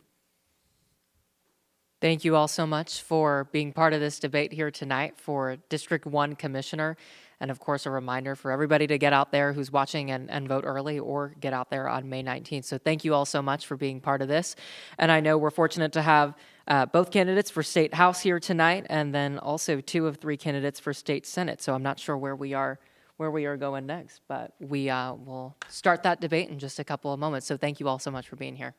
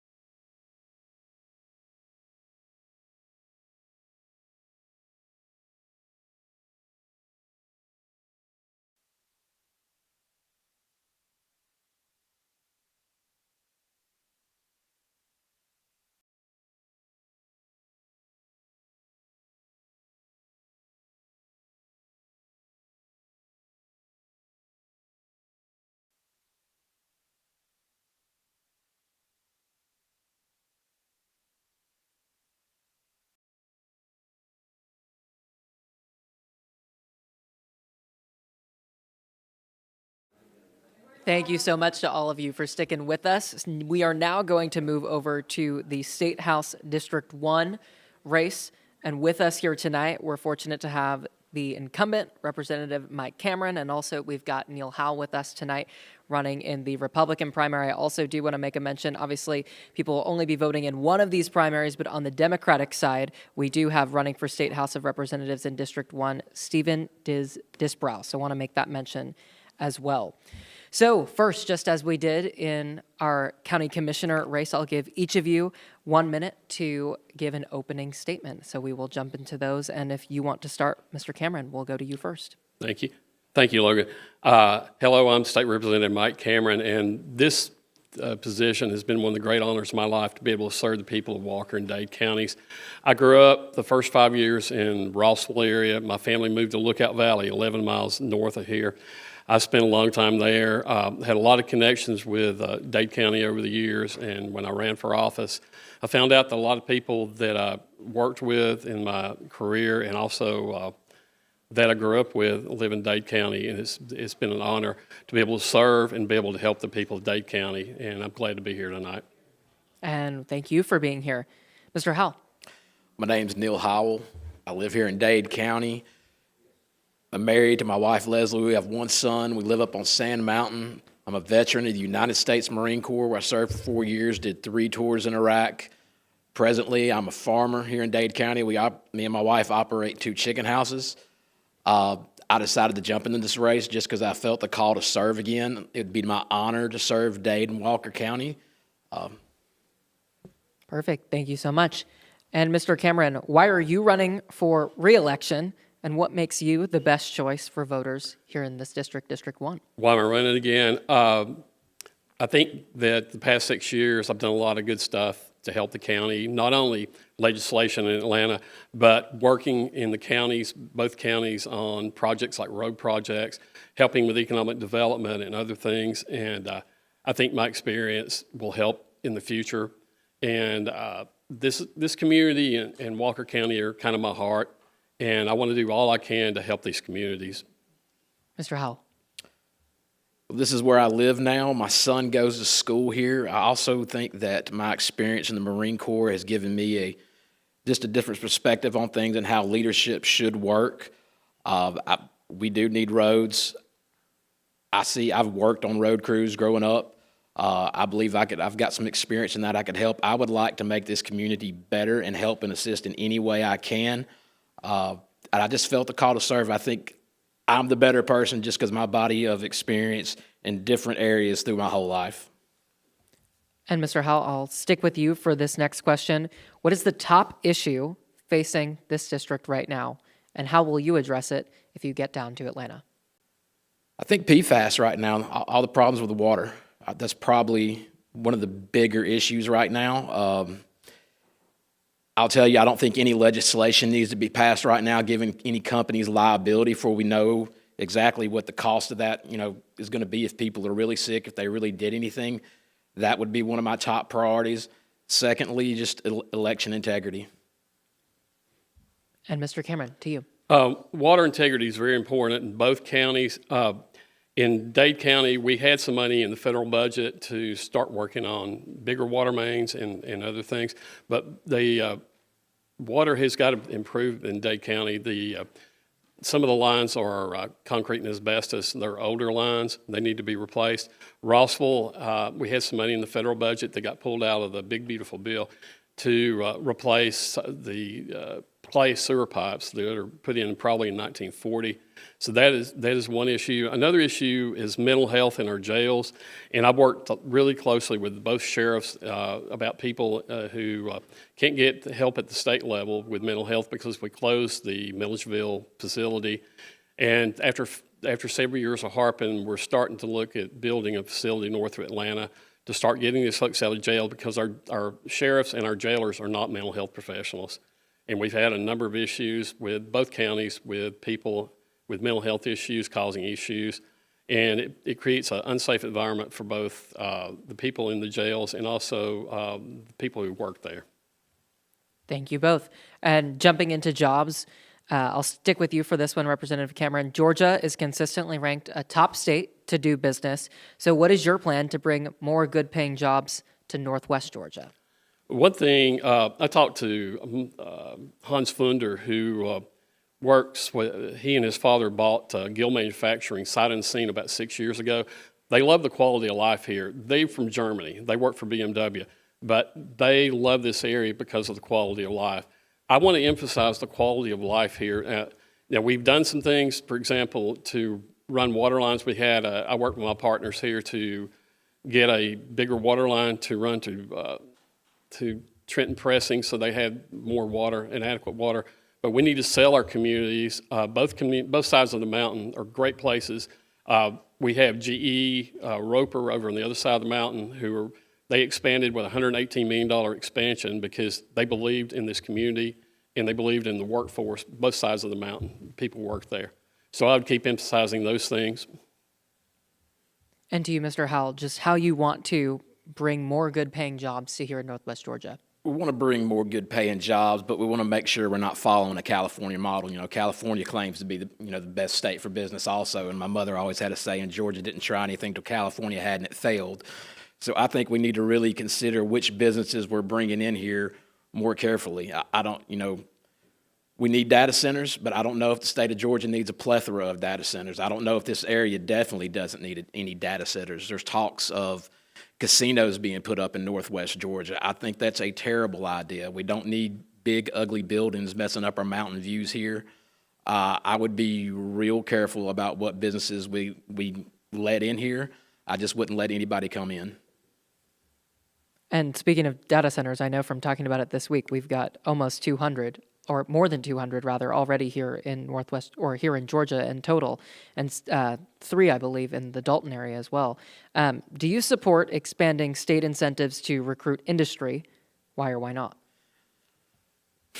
Yes and no, and it just depends on which industry we're talking about. A lot of times, we give the tax incentive to these industries to come in. They promise that they're going to bring in 200 jobs. They get however much money, tax relief. They always get all that money, but hardly ever do they hit the job quota that they say. They always, and even if they are hitting the job quota, a lot of those people aren't from here. They start importing in people from different areas because they say, quote, we don't have the right skill set and people here to do the jobs. I believe the state of Georgia had the biggest illegal immigration bust at a battery plant in Georgia. And, that was hailed as such a success that we were bringing in all this business, but all the jobs were going to people that did not live here. And the same question to you, Representative Cameron, supporting expanding state incentives to recruit industry. We need to support some incentives, but we also need to hold people accountable when they come to Georgia, that they're going to do what they say they're going to do. And if they don't, then we need to hold them accountable financially and tax-wise. Data centers can be good, but at the same time, I think one of our local residents, Rex Blevins, has pointed out that Georgia Power has kind of gotten out of hand, and they've been told by the legislature, and they've been told specifically that the data centers need to carry their own weight and not put it on the burden on the backs of the people of Georgia. And I would be in favor of tax incentives, but you got to be very careful how you administer them. And I'll stick with you, Representative Cameron, for this one. How can the state better support small businesses that are here in communities like Dade County? Cut our taxes. We've cut the income tax several times. It's down to 3.99% when the governor signs the bill, Vietnam already. And we need to look at property taxes. They had some ideas for property taxes this year, and people were trying to rush and get those through with. But we need to be fair to the people that live here. At the same time, offer, if we have lower taxes and if we create we have an environment where people want to live, I think people will come here. They're leaving California.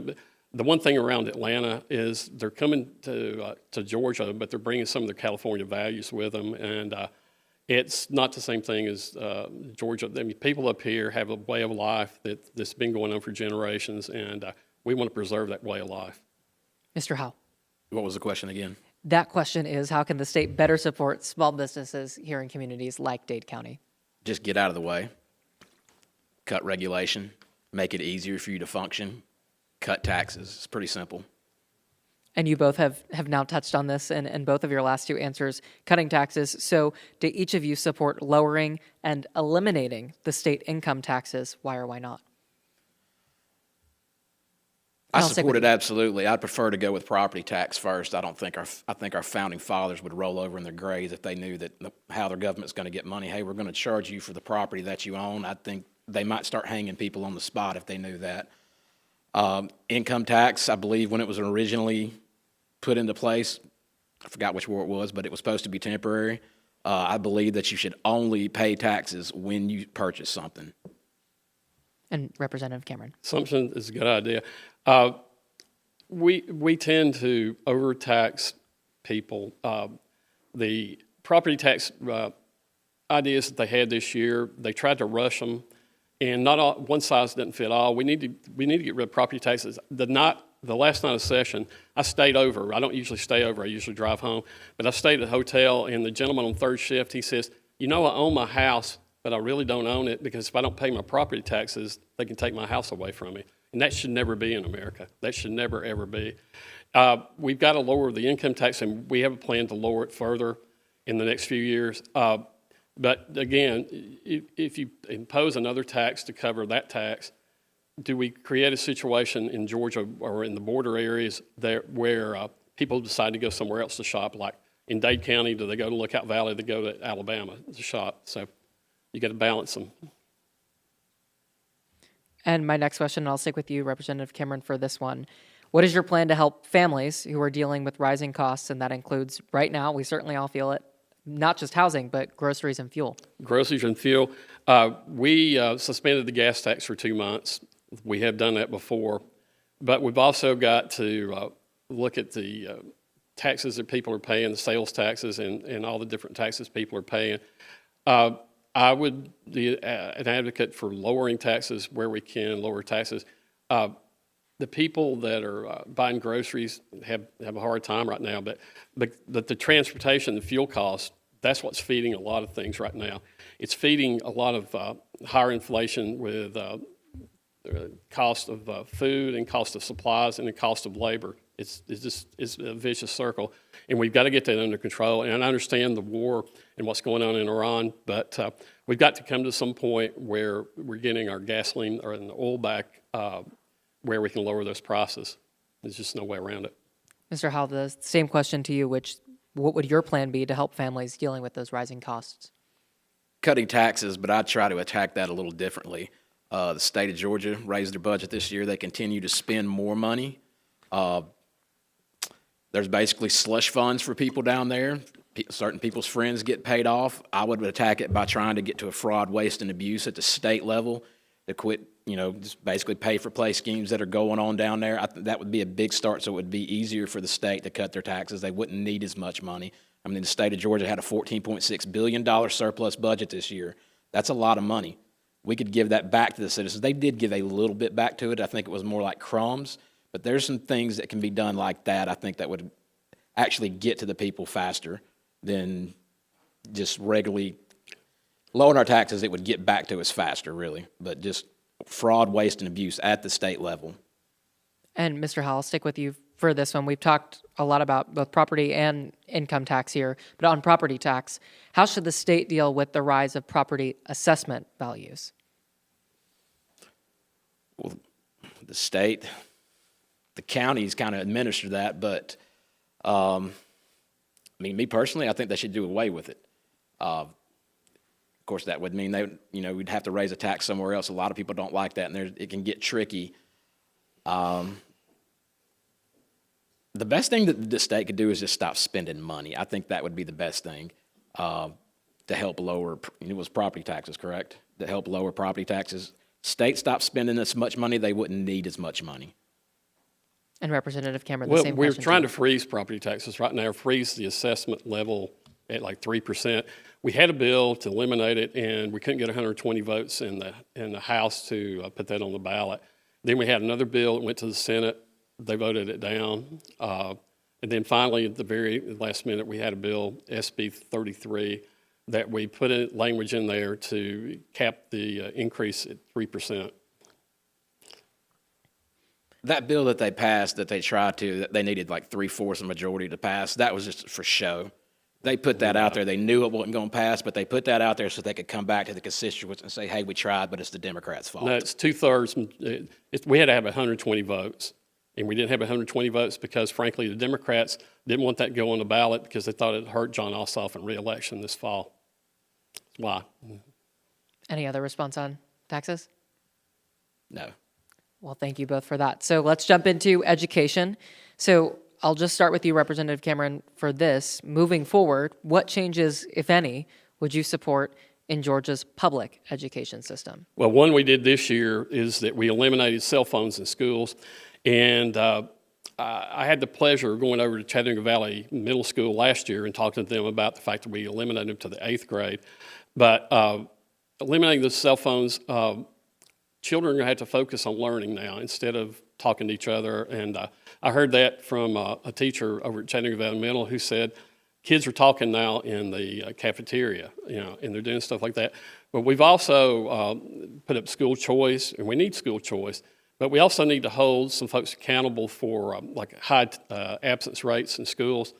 In Dade County, at one time, they had an absence rate of 26.4%, which is it's unexcusable to have children out of school. So we've got to enforce our standards, and we also have got to teach children to read. And I'm proud to be part of a program at this library and other libraries in the Cherokee system called Time with Teacher, where the Pierce Foundation privately funds tutoring for children to learn to read.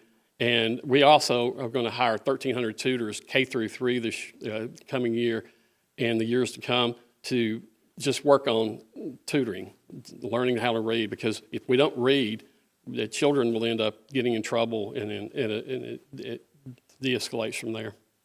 And Mr. Howell, the same question to you. Any changes you would support to Georgia's public education system? First and foremost, education is not the role of the government. I know that's the system we have, but it's not the role of the government whatsoever, and I know we can't just blow it up.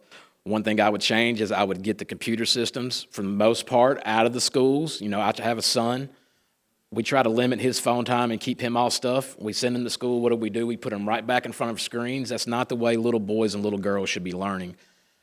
It's not, our teachers' fault, but our teachers need to get back to it's a traditional way of teaching, a traditional education. I think that's the best thing we can do. We can get back to phonics. That would improve our kids' education tremendously. And we are getting back to phonics. And I know you also mentioned Representative Cameron's school choice, and that's where I'm going to go into next. Mr. Howell, I'll stick with you, though, for this one first. What role should school choice or vouchers play in Georgia? In Georgia, I think you should have school choice. In our district, it really wouldn't do a whole lot. The idea that, I'm going to take my son from Sand Mountain across 2 mountains to some other school every morning, then go pick him up, it's just not realistic. School choice wouldn't really solve any problems for us up here in this district. Representative Cameron?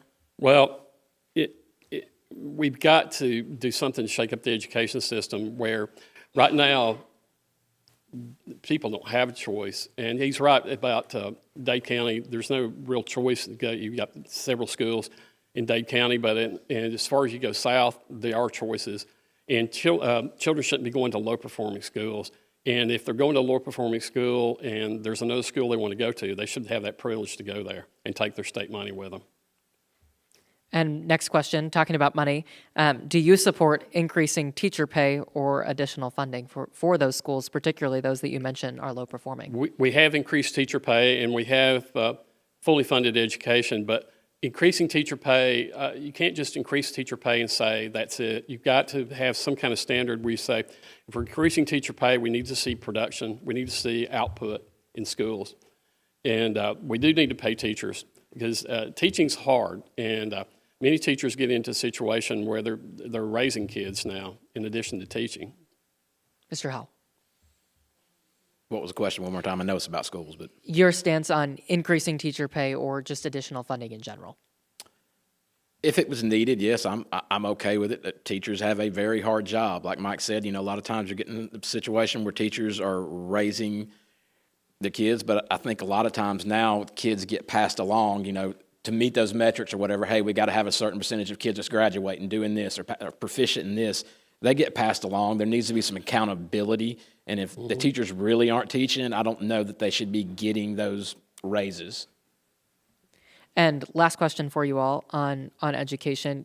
This goes back, Mr. Howell, to what you mentioned right at the beginning about wanting to completely change the way that the education system looks.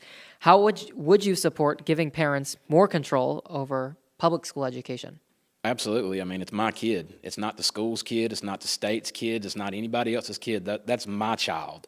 He doesn't belong to anybody else. He is my responsibility. He's not the state's responsibility. He's not the school's responsibility. Oh, I agree. Parents should, and they should see the books the children are reading, the textbooks the children are getting, and if they object to some of this stuff, they should be able to object to it because That's the information we're putting into these child's minds. And if we're putting something in that they object to and their beliefs and their standards, then they should have a right to have input into that. Yes, most definitely.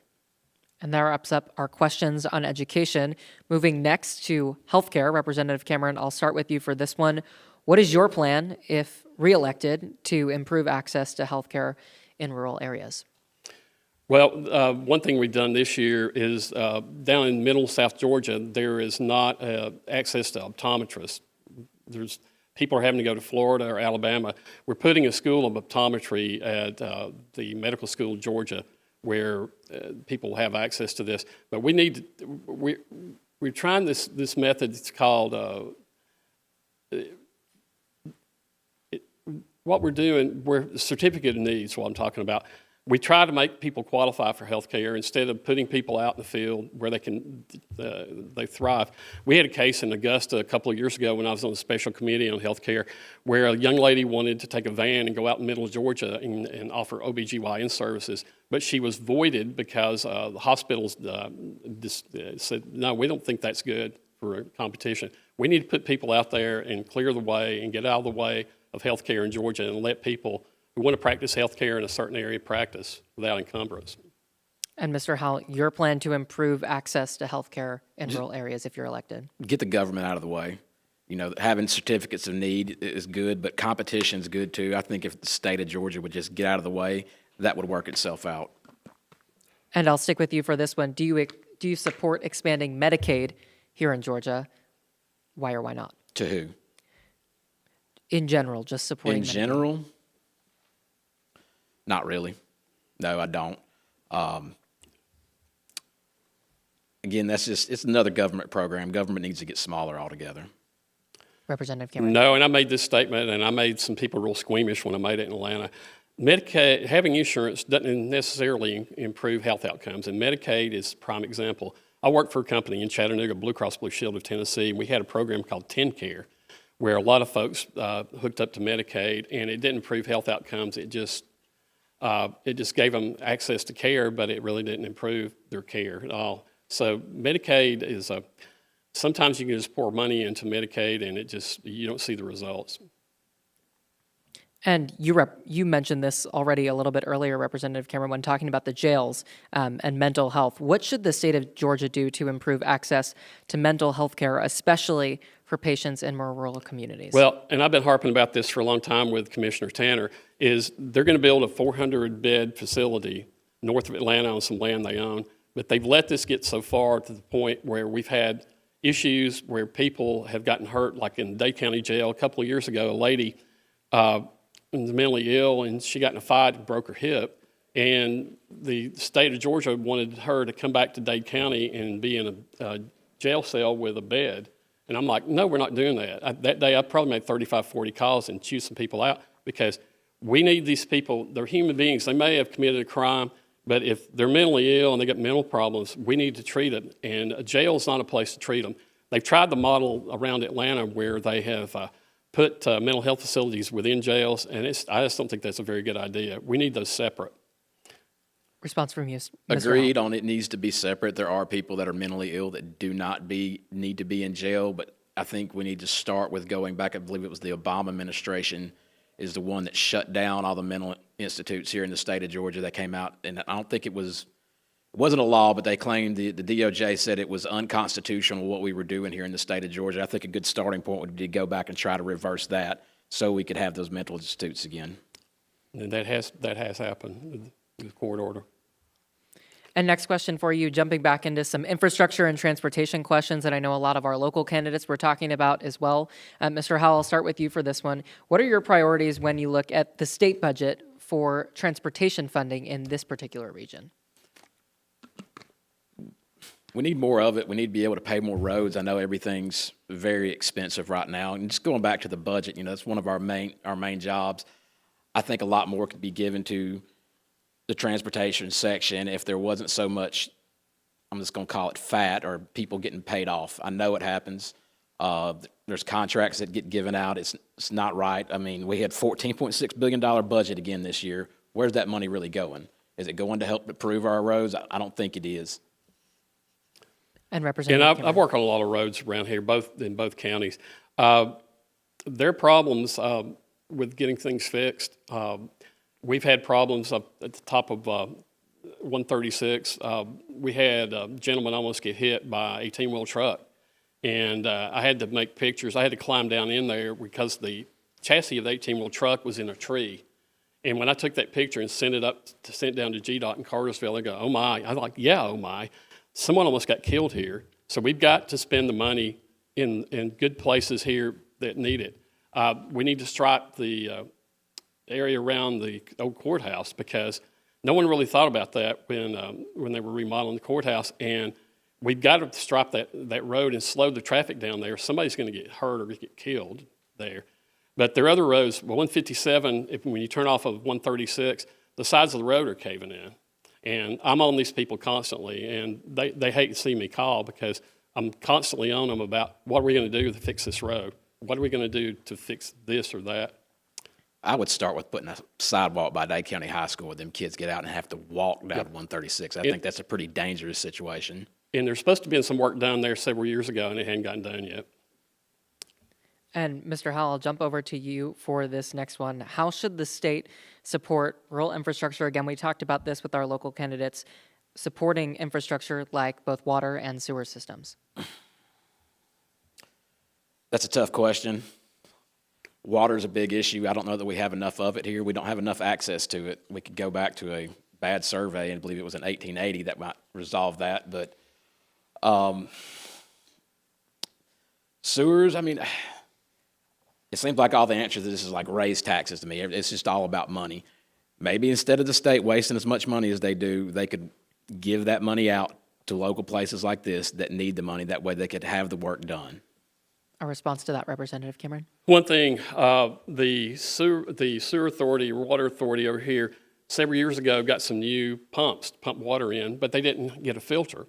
So I worked with Congresswoman Green at the time to get a filter because it's tearing up the pumps when the stuff comes in. And every hour they have to clean out those pumps because sticks and brush and other things get in there. We've got to do better in that creek because the creek's got logs and all kinds of debris in it that we need to clear out. And I don't know if that can be done at the state or it has to be done at the federal level.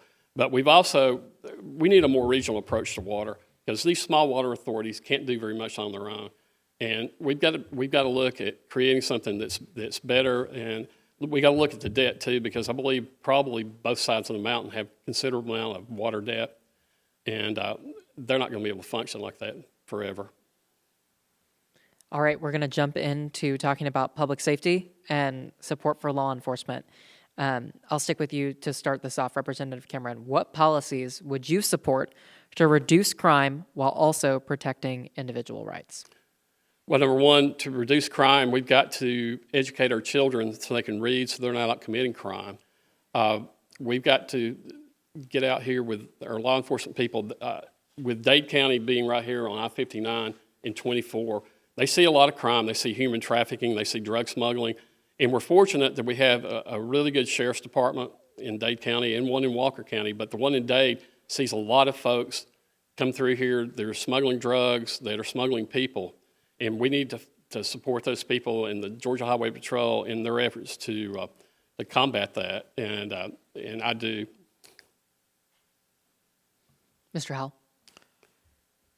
Need to educate our children to respect our police officers again. This is kind of a moral thing. We need to teach them right from wrong, good and evil. I believe the society's morals have kind of gone down to the pits. It used to not be this way. I don't know how cops became bad people all of a sudden, but they really are good people. We do have a good sheriff here in Dade County and in Walker County. I guess we just need, as a community, we just need to support them. We're not really going to be able to stop people coming from wherever, bringing drugs through here. We can stop them, but they're still going to try to do it. They just need local community support, I think, would go a long way to helping them stop crime. And I'll stick with you for this one. Next question for you on the Second Amendment and gun rights. What is your position on gun rights here as they stand in Georgia? Second Amendment, absolutist. I'm a United States Marine. I was part of the biggest gun club this country has. And Representative Cameron, to you. I agree. I'm an absolutist. I voted for constitutional carry in Georgia. We need to support gun owners and people who keep guns at their house to protect themselves. We shouldn't be penalizing people if they have to defend themselves at their home. And I think in Tennessee, they've just passed a law to do that, and we need to do that in Georgia as well. I've got a question. When you voted in 2023 for, I believe it was House Bill 1013 that had red flag gun laws in it. It did not. It did not. It did not. Did the GOP censure you for that? They did censure me for that Because it had red the flag gun laws. Yeah, it did not have red flag laws in it. That bill gave the option of having, I believe the bill you're talking about has the option of having a tax credit for if you bought a gun safe. It's totally voluntary. There were no red flag laws. The Georgia gun owners said there were red flag laws. There were not red flag laws. And you all just discussed this and jumped in a little bit already, but any changes, just to make sure we have this 100% clear, would either one of you support any changes at all to current firearm laws, either strengthening or weakening? And I'll I start don't with think you, there should be Mr. any Howell. laws hardly on the guns. I mean, the Second Amendment says the right to bear arms uninfringed. That means, in my opinion, nothing. If I want a bazooka, I should be able to have a bazooka. Mr. We shouldn't Cameron? infringe on anyone who has a gun or wants to buy a gun. We do need, we have laws where we check people, and sometimes those laws get in the way of people that legitimately should have guns. One question that I know has come up already tonight is talking a little bit about election integrity. Representative Cameron, I'll start with you. Should election laws here in Georgia be changed further? Yes or no? Yeah, I believe they should. We need to make sure that people feel confident in voting, and there's talk of paper ballots, and that gets into a whole discussion about, should we have just paper ballots by themselves, or we should have a combination, but we need to have that discussion. And we also need to eliminate the QR code, and we may have to go back to special session because they didn't deal with all that during the current session. So, yeah. That sounds good, but when have you ever fought for that down at the State House? I'm serious. We all fight for it. Who? You? When? All of us. When? You want me to give you a date and time? Is there a specific time when you were like, gentlemen, hey, this is wrong, we need to stand up, we don't win? Yeah, I've done it. You've done it. I have, yeah. Okay. Yeah, there's some big conspiracy that I haven't. I'm just asking. We have a lot of meetings, caucus meetings and other meetings where we talk about a lot of things and we air out stuff. And we have aired this out, most definitely. Any other response on election laws that either one of you want to offer? Well, what was the question on election laws? Just if the state should change election laws any further, yes or no? Yes and no. I just wish they'd actually hold somebody accountable when they do break those election laws, such as Fulton County. They had, we're going to go back to 2020, of course, but they had mobile voting machines rolling around. This is on their website. You can find it. It's real. Nobody was ever held accountable for that. And there was a lot of other things that we saw with our own eyes that went on in Fulton County that was against the law, probably unconstitutional, and nobody was ever held accountable. There were very few people that were standing up and saying anything about it. I believe one of them was Colton Moore to start off with. He's the main one that comes to mind. I don't remember anybody standing up and really saying anything about that till months later, and it was really convenient for them. And I'll ask each of you, and I'll stick with you, Mr. Howell. If you are elected and are able to make it down to the Capitol in Atlanta, what is that one state policy immediately that you think needs reform or repeal? I'm going to go with we need to go back to paper ballots. No QR codes, paper ballots, hand marked, hand counted. I know the machines right now, it is hard to cheat. They have to do a bunch of different steps, but people can do it. It's hooked up to the internet. The state of Georgia was lied to and said that the computers weren't hooked up to the internet. They are. I think that contract should have been canceled. I would consider it an accomplishment if we would go back to paper ballots. And Representative Cameron, I'll ask you even sooner. If you could snap your finger now and go into a special session about any issue, what is one policy you need? Family farms. We're losing family farms in Georgia, and we've got to figure this out. And I think we're going to have a special group that's going to work on that this summer. We've got to find out how to save these folks. They're getting tired. They're getting tired of going to the bank every year. I talked to one of my friends who's a farmer who's in the legislature with me, and she can't plant soybeans or cotton yet because of the drought. And these farmers, they go back through this whole cycle again.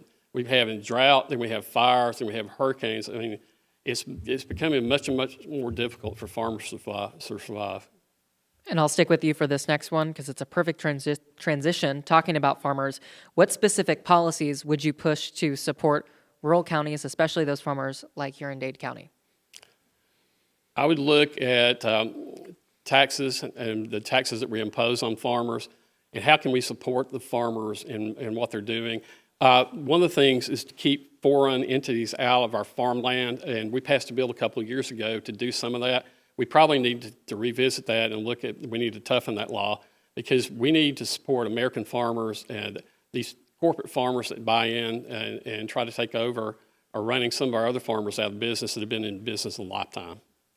And the same question to you, Mr. Howell. What specific policies you would push to support rural counties like here in Dade? Well, first of all, I am actually a farmer. I have a lot of friends that are farmers. I have a friend that is he wants to grow corn, but he can't do it. He lost $50,000 last year, and he just said he's not going to do it again. And I don't know if that's the cost of all his inputs, his fertilizer, whatever it is he's having to put in, but we have to find a way to be able to help him specifically. If he can't afford to grow his crop of corn, he loses $50,000 on it. That's unacceptable. I don't know exactly what the problem is there, and it may be, at the federal level, but I would really like to know more about some policy so I could figure out how to help him specifically. And one word that we've all mentioned a lot tonight is funding, and that a lot of this all does come down to funding. How would you ensure, if you're elected, that areas like Dade County aren't overlooked when it comes to state funding decisions? That's a good question. I don't know. I mean, you kind of got to be down there to know, but there's things I know I wouldn't vote for budgets unless I knew that we were getting the funded that we needed. I wouldn't just go along to get along. I might stand up and pitch a little fit about that and not vote yes on the budgets.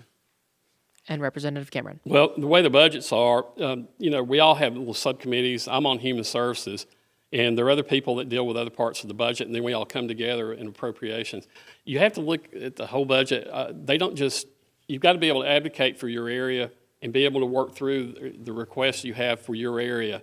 And I've done some of that. I've worked with different groups that we needed funding for things, and we got it. Like, for example, Regional High School, we built a place for the agricultural people to have show animals and to do other things. And we've done that in other cases, but you've got to be down there, work with the people and get experience and know where to go for the money. And then another question. I know we've talked about election integrity already, but this is a hot button issue all across the country right now. And I know that Governor Kemp said yesterday this probably is something not going to happen in terms of changes until 2028. But if it were up to you, and I'll start with you, Representative Cameron, how should the state right now handle redistricting? And should they wait, as Governor Kemp has indicated, until 2028 to do it? Number one, we've already started the election cycle. And you can change, you might be able to change the congressional, I'm not an attorney, no, but any changes that we make will be for the 2028 election cycle.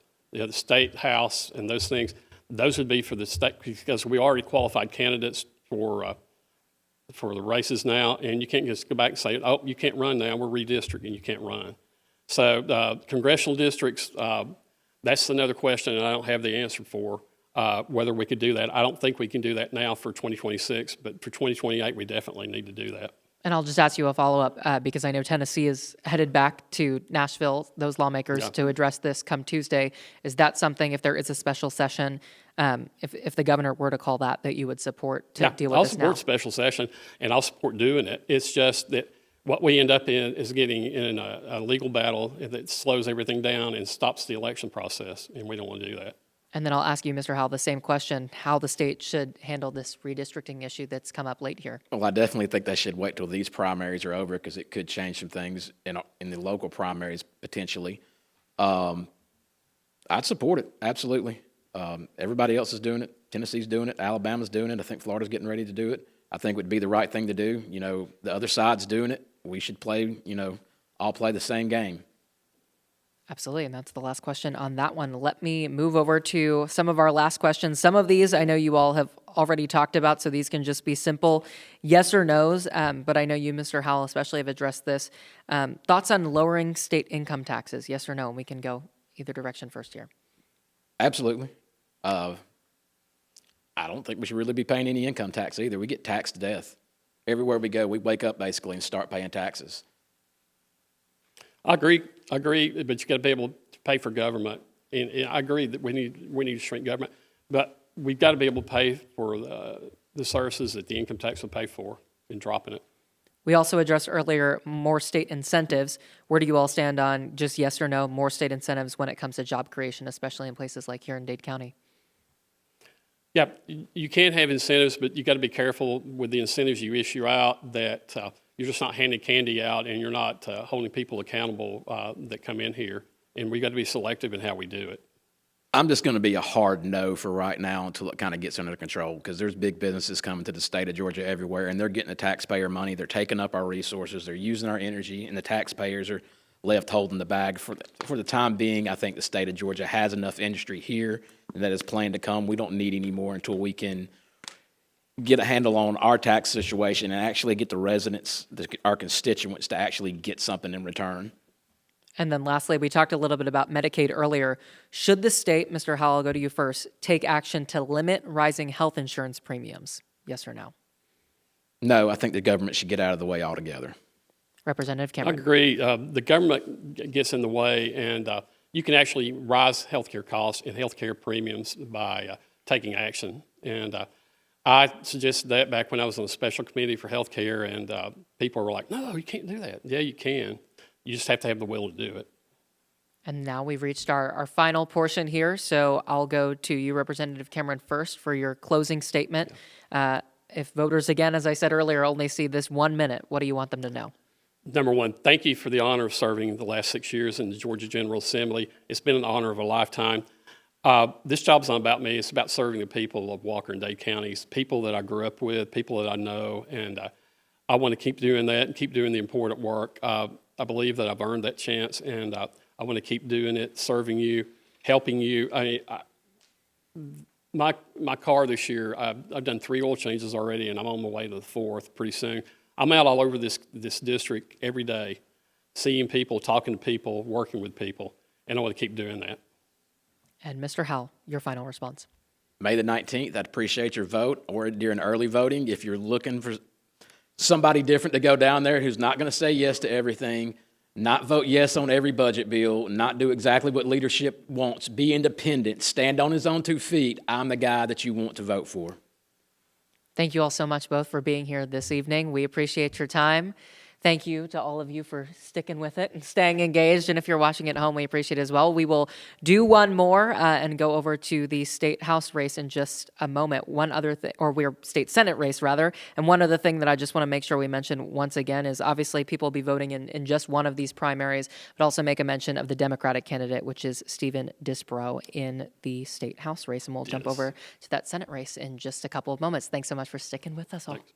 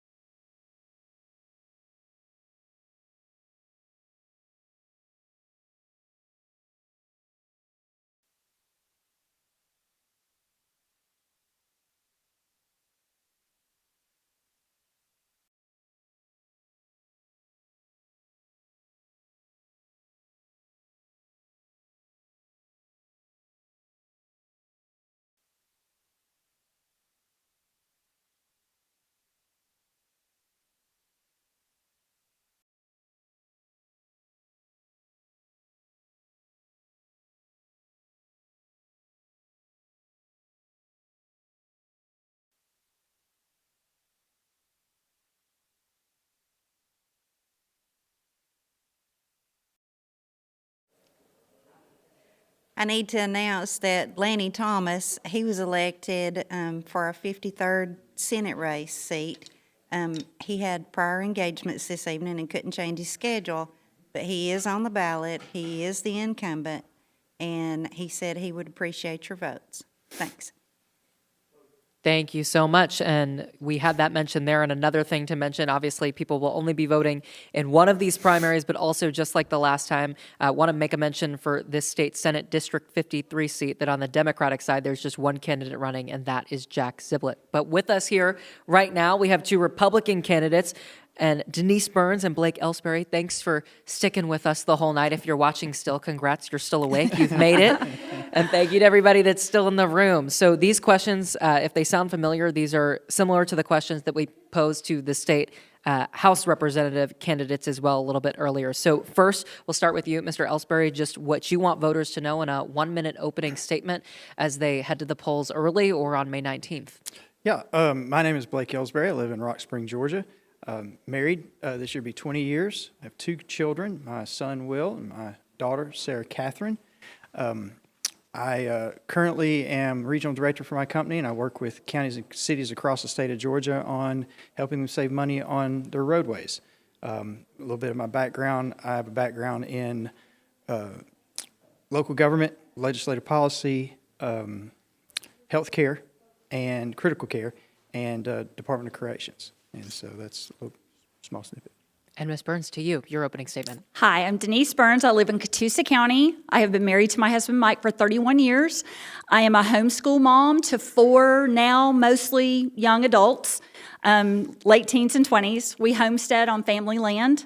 I volunteered for the last 12 years with the Republican Party in the 14th District, and I've served the last 4 years until April of last year as the district chairman for the Republican Party for the state of Georgia within the 14th Congressional District, which involved working with all 9 counties, 9.5 counties that were in the district.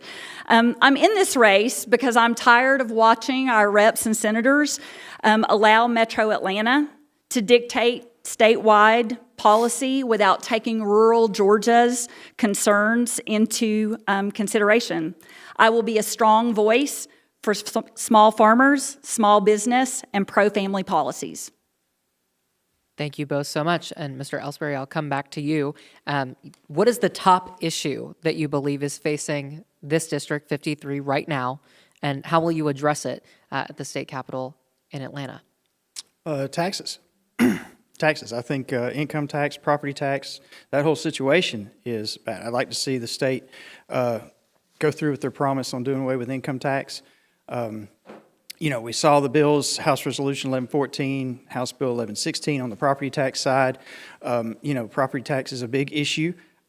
My feelings on taxes is tax me when I buy something and leave me alone. However, I am local government. I've served in local government. I know what it takes to budget for local government, and we've created this volatile system where local government is reliant on property tax. And to be able to change that, we've got to give local government something that they can work with. And we've got to be realistic, too. It takes a constitutional amendment to make these changes. So if Republicans really are serious about getting it done, we're going to have to work across the aisle a little bit and make these changes. And Ms. Burns, the same question to you, what you believe the top issue facing our district right now is, and how you would address that down in Atlanta.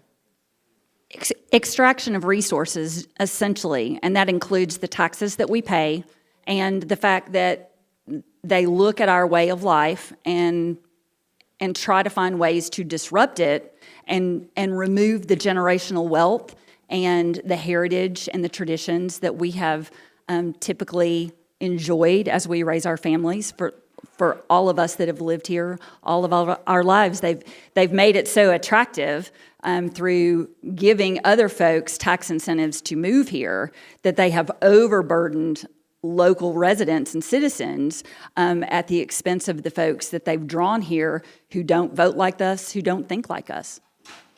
And I'm just going to jump straight in because you mentioned incentives there. And we asked the same question to candidates earlier. Do you support in any way expanding state incentives if it's to recruit industry? I do not. And the reason is that we are paying by promoting incentives, we are paying people to move here to change our way of life. And the rest of us have to pick up the tax burden to establish the infrastructure and the systems that these politicians are promising these businesses in order to get them to agree to move here. Mr. Ellsbury, the same question to you. If you support expanding in any way state incentives as a means to recruit industry. I don't. And I think, that we have some current tax incentives, things for agriculture and things that need to stay in place. But, we just saw with the income tax bill, they cut 10 tax incentives out and they were minuscule. They were not the 10 tax incentives that we were hoping to get. They were things like tax incentives for PPE for medical facilities and tax incentives for, companies that buy electric vehicles, which I kind of agree with that one, but there were some other ones that were kind of smaller. And so I really think that what we need to do, if you want to see industry increase in Georgia, cut the income tax. And you also talked there about trying to bring industry here and cutting the taxes. What's your plan to bring more good-paying jobs to here in Northwest Georgia? Cut the income tax. Cut the income tax out, and you're going to see it. I mean, it's a downward spiral, right? So, but and case in point, if we cut out most, not all, but most of the tax credits that are given by the state, keep the ones that are doing a good job, get rid of all the others, we could cut income tax. That's going to be a huge draw to any industry. And your response to that same question as well, bringing more good-paying jobs to here in Northwest Georgia. Our way of life is the selling point for Northwest Georgia, and Senate District 53 is Northwest Georgia. Cutting income tax would be great.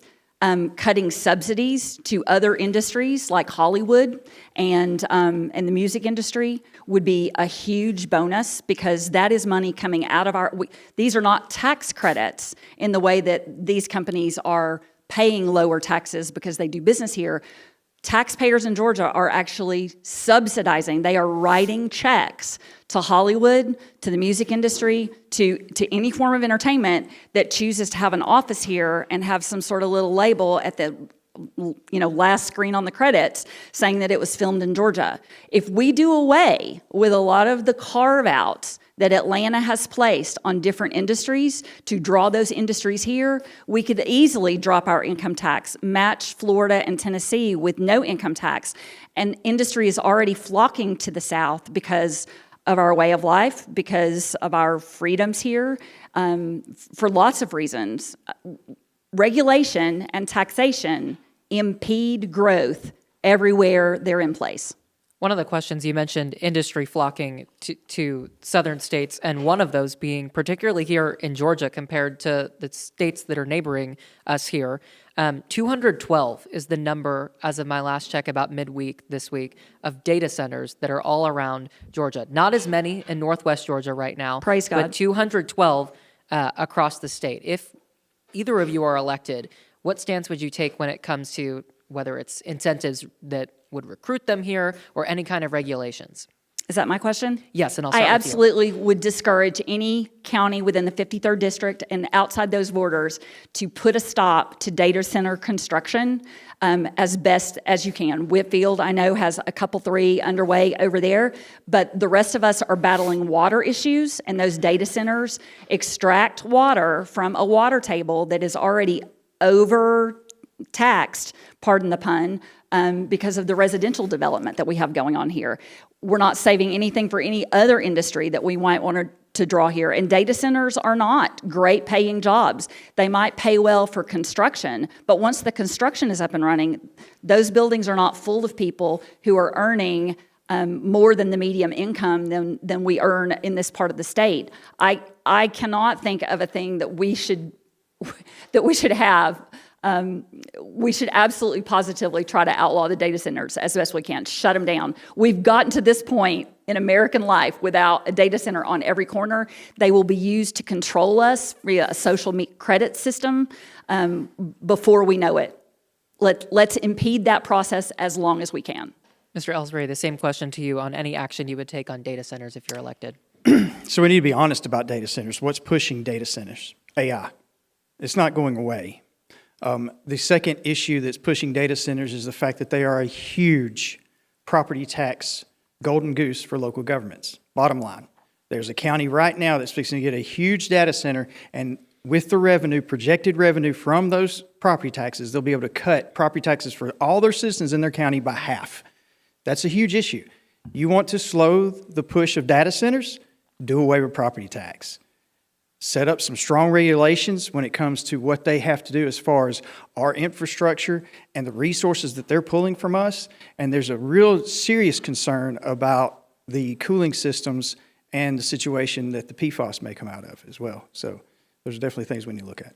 You mentioned property tax there, and I'll just ask a quick yes or no. I know you've both addressed this a little bit already, but would you support lowering and or eliminating the state income taxes here in Georgia? And we can just go yes or no to both of you.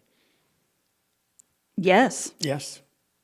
And speaking of the taxes and helping with cost of living, Mr. Ellsbury, I'll start with you. What would your plan be to help families, particularly right now? We see it as we drive anywhere, high fuel costs and also the costs that we're dealing with at the grocery stores. Well, of course, we go back to taxation, income tax, property tax. We need to stop this influx. 4 or 5 years ago, we sounded the warning horn when I was on legislative policy for all 159 counties. I was vice chair for legislative policy. And one of the things we've sounded the warning horn was about these hedge fund companies coming in and buying up all these homes for rental, single-family homes. Well, it takes housing off the market, which means all housing goes up. And now those have even expanded even more. What was 3 or 5,000 in an area are now 10 and 15,000 homes that are off the market because they're all rentals, and they're all owned by usually the 3 or 4 same companies. So we definitely need to see a change in that. We need to repeat the question. I'm sorry.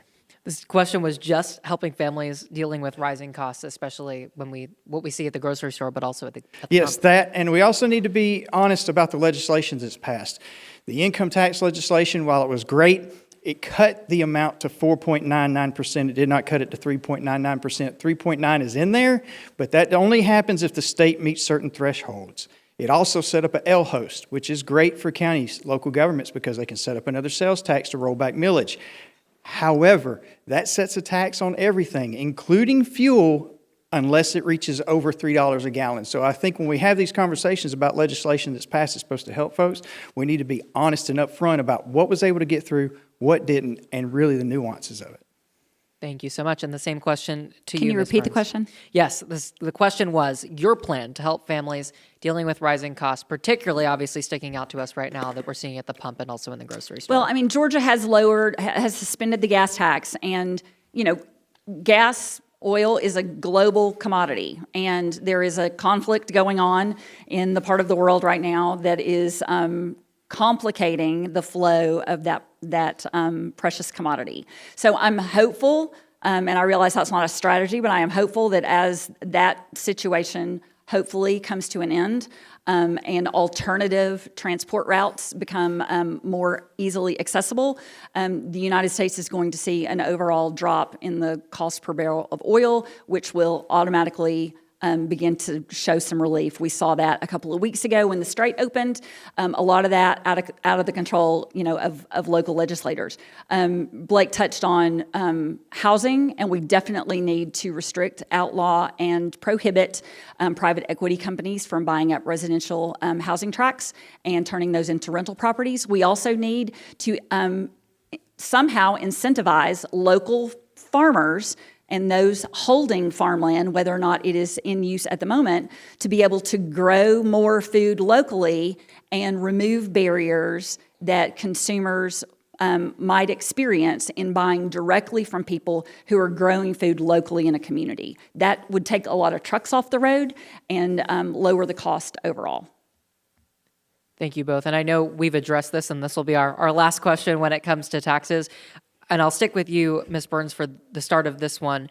We know that property assessments, that's obviously something that is happening locally, but how should the state in any way deal with the rise of property assessment values? They should absolutely cap it at what inflation is within the state, maybe not even national inflation. Inflation in California, Illinois, New York is higher because of their taxation structures. Georgia should have its own inflation rate calculated, and then the state should make sure that the local counties are not taxing their property owners in excess of that. We are paying property taxes on unrealized gain at the moment. And it is becoming more and more obvious to the people who are paying the taxes that the counties are perhaps milking a situation and spending money that they don't need to be spending, and then it's going to be hard to break those spending habits if the taxation structure should change. And the same question to you, Mr. Ellsbury, how the state should deal with the rise of property assessment values, if at all. I think we need to get away from property taxes.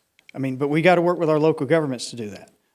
I was local government. I know the headache and the frustration it is to be trying to balance budget with the millage rate and all the services that you're mandated and offices that you've got to try to fund. And your cost does not go down. It continues to go up. Local government's not immune to inflation. So we need to have this conversation with our local governments and say, okay, look, it's created a volatile system for them as well. They don't like it either. In 2008, when the housing market crashed, they were having to furlough employees and raise millage rates through the roof, and all of us were mad. When the housing market's up, they can't roll back millage fast enough to get it down. So we've got to give them another funding mechanism, whether that's a flat tax or whatever it is. We need to work that out, and we need to get it done. And moving on to talking about education, I'll stick with you to start this off. Just as I asked the candidates who were up here previously, what changes, if any, would you propose to Georgia's public education system? I think we definitely need to have more competition. I'm a big advocate for school choice. We need support for our teachers, public, private, homeschool, all the way across the board. And I don't see why you cannot be pro-choice and be pro-public school as well. There's no definition between the two to me. You can support, we got great public schools, we've got great CTAE programs in this district, and we need to support them, and we need to support the parents' right to choose what's best for their children, because not all kids, education is not one size fits all, and any teacher could tell you that. And the same question to you, Ms. Burns. Any changes, whether it's talking about choice or funding or choice for parents, any changes you would want to see in Georgia's public education Well, as a system? homeschool family, we made a financial sacrifice by keeping me out of the workforce in order to teach our children at home. So I would like to encourage anyone who's listening, whether that's a mom and a dad or grandparents, to come up with creative solutions to take control of your child's or your grandchild's education and bring that home as much as possible. School choice is absolutely vital in this particular situation. Competition opens up all sorts of creativity and solutions, and the monopoly that public school funding holds over the system is stifling that creativity. In other states that have broader programs, there are lots of other alternatives that are small scale that can meet the needs of students who don't need to be in an assembly line cookie cutter format. One of the points that was brought up a little bit earlier when we're specifically talking about school choice and vouchers with State House candidates was talking about how in some counties there isn't necessarily always as much of a choice as there might be. I know from covering this a ton in Tennessee, in Hamilton County, for example, there's 30 options as part of Tennessee's school voucher system. In Bradley County, just next to it, there's only 2 that are enrolled in that program. How would you stand specifically if we were looking at a vote on something like that kind of program in Georgia? And I'll start with you, Ms. Burns. I'm not a big fan of vouchers, but I am a fan of expanding what parents where parents can move children into either other public options or private options based on the performance of their local school system. Tennessee has different homeschool laws than Georgia does, and theirs seem to be much more restrictive. And the umbrella school model in Tennessee does proliferate in Hamilton County to allow parents to, accredit or to affiliate with an umbrella school. In Georgia, we report attendance, and the state pretty well leaves us alone, and we like that a lot because we are typically looking for much less state involvement in education so that we can direct that ourselves. Mr. Ellsbury, anything else to add when it comes to education? I just think that, honestly, the government needs to get out of it more. And we need to, like I said, it's always one side or the other, right? You're either pro-public school, you're pro-school choice. Why can you not be both? I don't understand that. It's what's best for the child, and when it's what's best for the child takes priority, then we'll see those kind of things change, I think. Thank you both for your answers on that. Jumping over to healthcare, and I'll stick with you, Mr. Ellsbury, for this. When we're talking about counties like those included here in District 53, rural counties, what's your plan to improve access to healthcare here? Well, we've done it. I did it locally. We built the first freestanding rural ER in the state of Georgia. No county funds invested and no tax incentives given. It's a stroke center. It's a full radiology, full lab, has a helipad, and it can be done. I think we need to take a stronger stance, especially as Republicans, on expanding rural health care, and we need to do away with the CON. We need to take a sledgehammer to it. I've been through that process. It is awful. The application is about that thick, and so I think just those two things and having an advocate there who's been there, who's done that, would be a big benefit to our district. Ms. Burns? Definitely doing away with the certificate of need to be able to expand choice and to stamp out monopoly services would be probably the biggest first step. A lot of what ties the hands of local healthcare providers is federal, and hopefully as a new Congress comes together and begins to peel away at Obamacare regulations, we will begin to see some expanded choice options. But definitely doing away with certificate of need and expanding competition would be the first biggest step. We talked a little bit earlier about rising costs that people are seeing at the grocery stores. They also see rising healthcare costs, and that includes the impact of insurance companies on premiums and also out-of-pocket expenses. So what role should the state play in trying to keep those costs down? State of Georgia has not done a great job restricting any insurance company's request for expanded premium payments, and that goes beyond healthcare premiums and extends to property and casualty. Our insurance department seems to be very friendly with the insurance companies, and our rates are higher than pretty much every one of our neighbors in the South. So I think increased pressure on our insurance department to tighten down on how these companies are requesting that we subsidize them, or perhaps subsidize other states who have tougher insurance commissioners who aren't accepting what the companies are asking for. It's a perverse incentive program, and Georgia's citizens are being raked over the coals in insurance in every possible category. Mr. Ellsbury, the same question to you, trying to keep those healthcare costs down and what role the state should play. I think that the state needs to take a very hard role as far as the insurance companies go on regulation, what the insurance companies are actually doing, how their businesses ran. What I saw in healthcare in my 10 years was when I first started, we had no problem getting patients the care they needed. In my last 2 years, it was everything went to peer-to-peer. Before we could do anything, the doctor had to talk to a doctor at the insurance company and get approval. I was commissioner for 4 years, and during that time, we had an employee who needed cancer treatment. They denied him 3 times. I had to call the second in command of the insurance company to get him approval for his cancer treatment. That should not happen.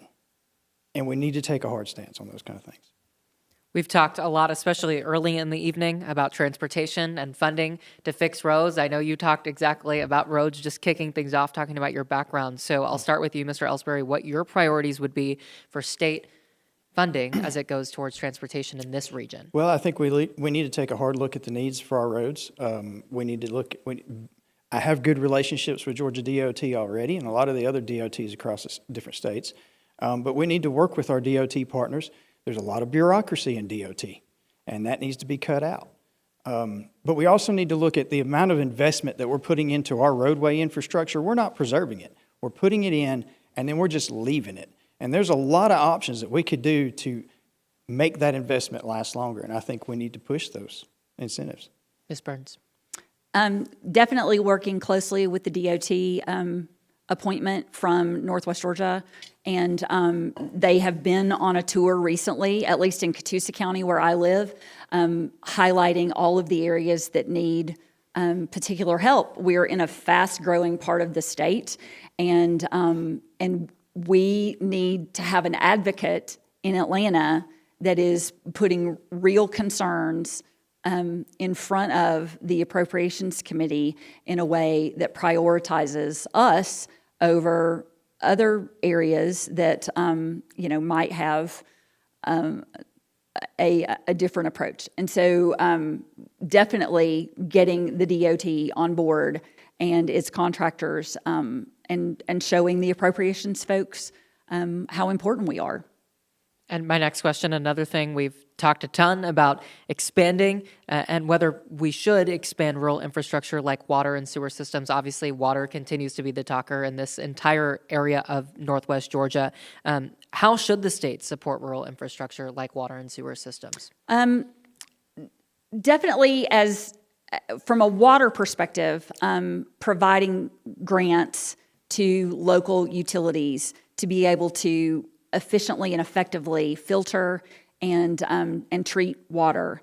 The sewer issue, I think, needs to remain a priority for the counties because that puts it very close to where people live, and the county commissioners can manage that better than the state getting involved. But in terms of water, that's a little different, and definitely prioritizing clean water. We have a PFAS problem in Northwest Georgia that the state probably needs to be paying more attention to in terms of helping us get cleaned up and filtration in place. The same question to you, Mr. Ellsbury, just how the state should support rural infrastructure, specifically when we're talking about those water systems.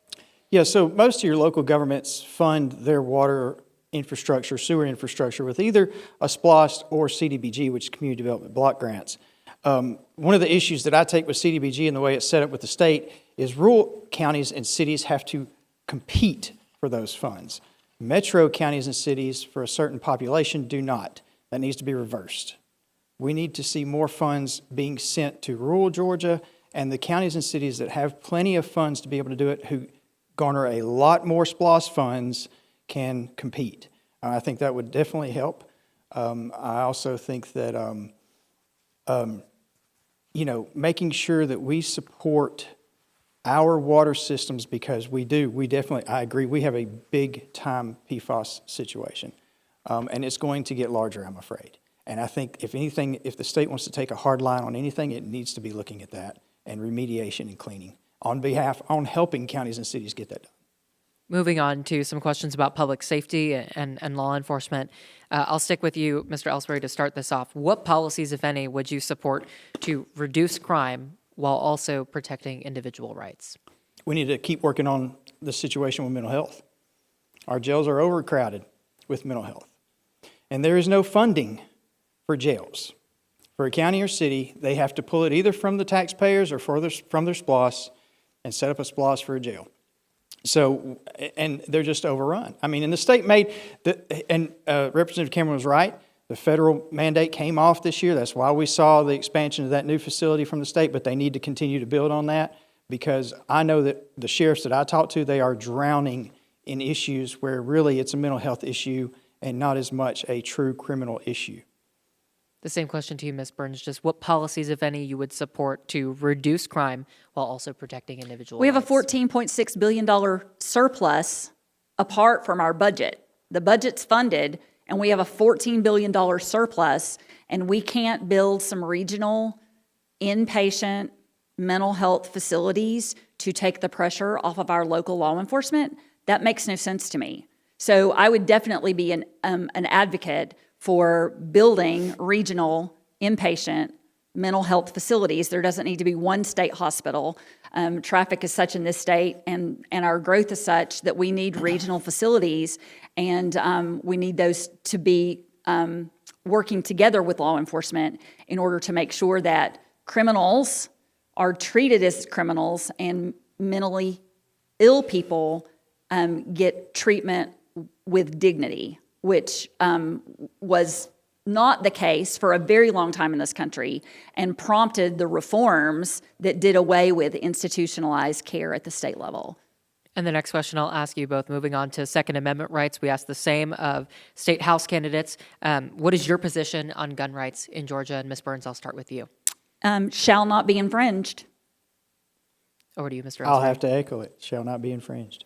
Do you support, Mr. Ellsbury, any changes at all to current firearm laws? No, and in fact, we need to be very cautious of what's coming on, because even though we've established constitutional carry in the state, we're still seeing gun bills come down. We had a kitchen sink gun bill that came down this year. It wasn't going to go anywhere, but they're testing the waters. We also saw another bill that came down, I think it was House Bill 61.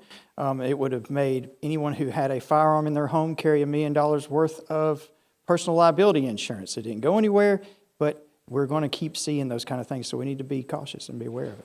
Ms. Burns. Continue to be diligent that red flag laws don't make their way into any of the mental health legislation that moves forward at the Capitol. Shall not be infringed financially, legally, socially, or from a health perspective. We're Americans. We deserve to be able to protect ourselves, both from bad locals and also from our government if that becomes necessary. To people, and I'll ask the same question to both of you, to people who see this clip, even if they're planning to vote in the Democratic primary, and they see those answers and their eyebrows raise, why do you say you continue to be staunch in that support for the Second Amendment? I'll start with you. I am a woman, and I am biologically less capable of defending myself in an assault with a man. I deserve the right to be able to protect myself in any sort of dangerous situation. And the same question to you, Mr. Ellsbury. I will agree with Ms. Burns on that, but I'll also add that the reason it was put in place was to protect us from an overzealous government. That's the whole reason it was put in place, so that this is a country for the people, by the people. So I think that for it not to be infringed is the whole point. And I mean, we see the push against it because we see in society the issues that are coming up with the shootings and different things like that. But I think a lot of that stems from mental health. It also stems from societal changes. It doesn't come from the gun itself. So. And next question for you. You mentioned government accountability there. So sticking with you, how will you ensure transparency and accountability once you're elected at the state level? Well, and we've been doing that a little bit through this campaign. When I talk about legislation, I talk about truth in legislation. When you put up a bill, let's talk about the truth in legislation, just like when they talked about House Resolution 1114 and 1116 with the property tax. It wasn't going to pass. I mean, they were right. It wasn't going to pass. It was never going to pass. They're not going to get the Democrats needed to vote for it, and they weren't trying to get the Democrats needed. And then, last minute, Senate Bill 33 was a medical marijuana bill that had made it further than 1116, so they threw a couple of 1116 things in there and got it through. But, it's things like that. We need to be honest about legislation. We need to put it out there, the good and the bad, and we need to have constant conversations. My goal would be is weekly or bi-weekly, talk about the bills that are coming up at the legislature, let people know what's going on, what we're looking at, and all the nuances inside the bills. Nobody reads them because they're huge.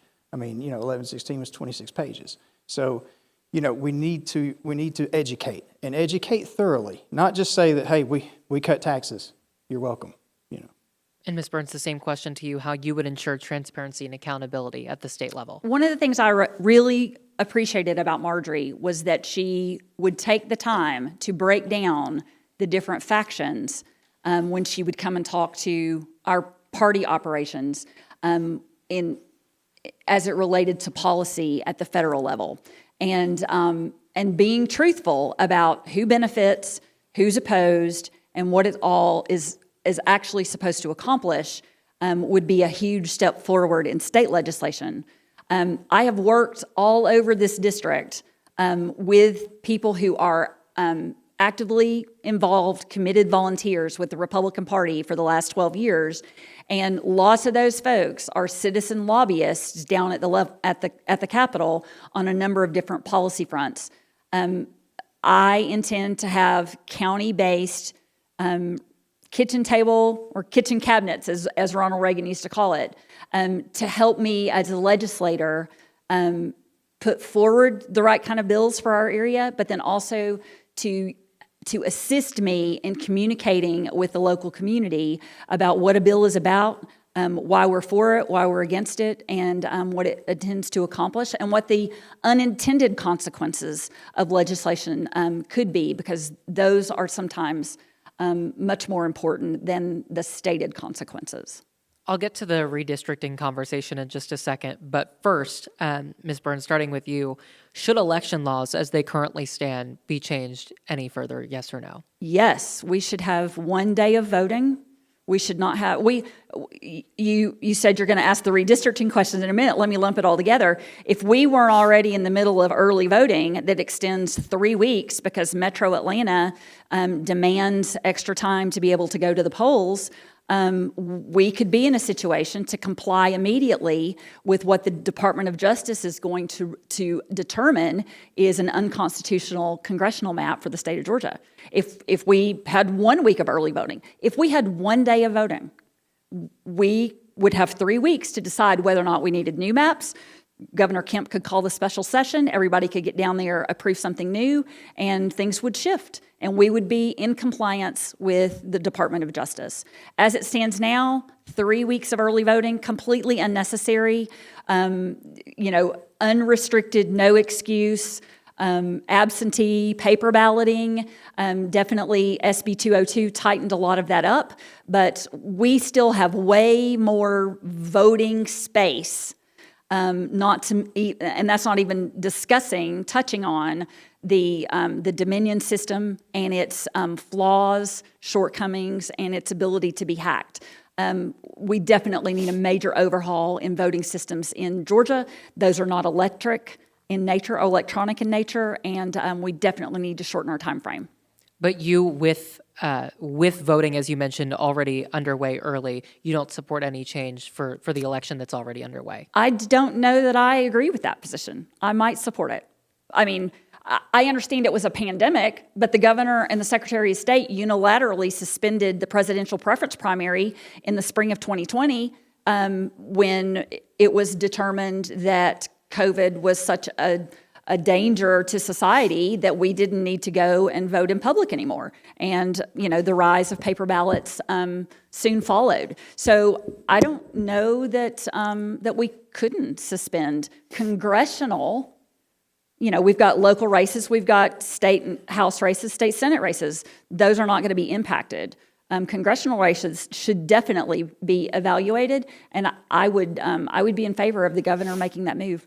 And Mr. Ellsbury, I'll come to you with the first question, should election laws be changed further? And then just the similar questions of how the state should handle redistricting in light of this week's decision at the Supreme Court.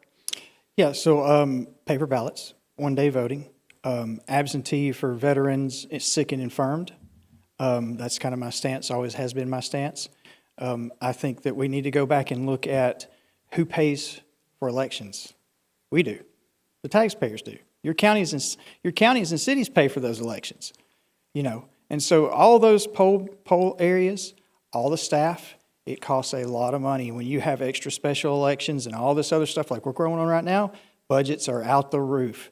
So we need to go back to see who actually is paying for it and to rope in the redistricting thing. I think that they made the right decision. We definitely need to get it done in 28, but because we're in the middle of it, it would cost local government so much money and it would cost taxpayers so much money that they made the right decision there. And then up next for you all, if elected, I'll start with you. What is one state policy that if you could snap your fingers right now and change, needs reform and repeal? Do away with CON. Do away with CON. You want to help healthcare? You want to expand healthcare in rural areas? You want to see better healthcare, quality healthcare? Increase the competition. Do away with CON. And the same to you, Ms. Burns. Repeal the Hollywood tax credits, which are subsidies, which we are paying to an industry that is brainwashing our children and bringing not nearly the return on investment into our local economies that it was initially promised, much like every other tax credit system that happens statewide. You mentioned earlier advocating for Northwest Georgia to appropriations. I asked this question earlier. How do you ensure that areas like our counties included in District 53 aren't overlooked when it comes to passing that state budget each year? Well, I think you need to look into, each and every aspect, every committee that puts a budget together and sends it to appropriations to see what's been earmarked for our area. And then in talking with local commissioners and county executives, figuring out what is needed either via a grant process or, just straight up appropriations to make sure that we're getting, what we're paying in. We pay so much. We're so overtaxed. Are we getting anything in measurable return on that tax payment? Thank you. And the same question to you, Mr. Ellsbury, how you would ensure that areas like all of our counties here included in your district aren't overlooked in the budget? Well, listening. Listen more than you talk. Listen to our local government officials, listen to the people who they represent, hear what the needs are. Talk to the pastors in the areas. They know before anybody else what's going on. And I think the whole goal as a representative is to be the strongest advocate for your area. That's your goal. So I think that all those things combined would definitely help. And a lot of these in our lightning round, we've hit on a lot already, both of you. So just quick yes or no for the ones that we may have hit on a little bit, but also haven't in terms of just a strict yes or no. First, should the state take action to limit rising health insurance premiums, yes or no? And either one of you can jump in here. No. No. Should the state take action on stronger government transparency laws? Yes. The government taking action on state transparency laws. There should be DOJ. There should be definitely fraud investigations. So yes, we should. And I know both of you have already addressed not supporting, just to make sure I have that correct, more state incentives for job creation, at least especially if it's for something like a data center or other industry. Is that correct? Yeah, we do not need to expand. No. And expanding rural healthcare programs, I know you both have said is a yes, and both of you have said lowering and or just eliminating state income taxes was something you would be looking at, correct? Correct. Yes. And then my last thing for you is just a closing statement for both of you. So we'll start with you, Mr. Ellsbury. Yeah, so I appreciate the time. I appreciate everybody who hung around. It's getting late. I'm sure my kids are already in bed. But no, I appreciate it. If you have any other questions, please reach out to me. I'm still doing some stuff legislatively. I work with counties and cities across the state, so I hear about all the issues. I would really appreciate your vote. I'm a huge advocate for rural Georgia in general, but Georgia as a whole. And I would really appreciate your consideration. And the same to you, a closing statement, Ms. Burns. Thank you. I have written down some things to make sure I don't forget. Thanks to Chairman Cindy Cross and her executive committee for organizing this event in conjunction with KWN Radio News. Local Republican Party organizations are important to a thriving political conversation, and we need to strengthen those civically within our communities. I am the candidate in this race who will fight for Northwest Georgia and for our way of life. For much too long, we've been taken for granted as we've paid our taxes and tried to raise our families to honor God and to take care of our own. Our elected officials in Atlanta have extracted resources from us without adding to our quality of life at all. Government needs to respect our way of life and to leave us alone. I am the candidate unafraid to say no to Atlanta. I would appreciate your vote between now and May 19th. Thank you. Thank you both so much for being here this evening. And one other thing just to note before we wrap this portion up is just reminding everybody that Lanny Thomas, who's currently in this seat, was unable to be here with us tonight. And for those voting on the Democratic side, the one candidate in this race is Jack Ziblick. So thank you both for being here tonight. Thank you for you guys for sticking around, staying awake. if you've made it online, you've stuck with us quite a long time too. So How did the Derby turn out? Right, we don't know. So thank you to everybody for being here. We really appreciate it. Great to see everybody getting involved. And of course, as you just mentioned, want to see everybody get out and vote before or on May 19th.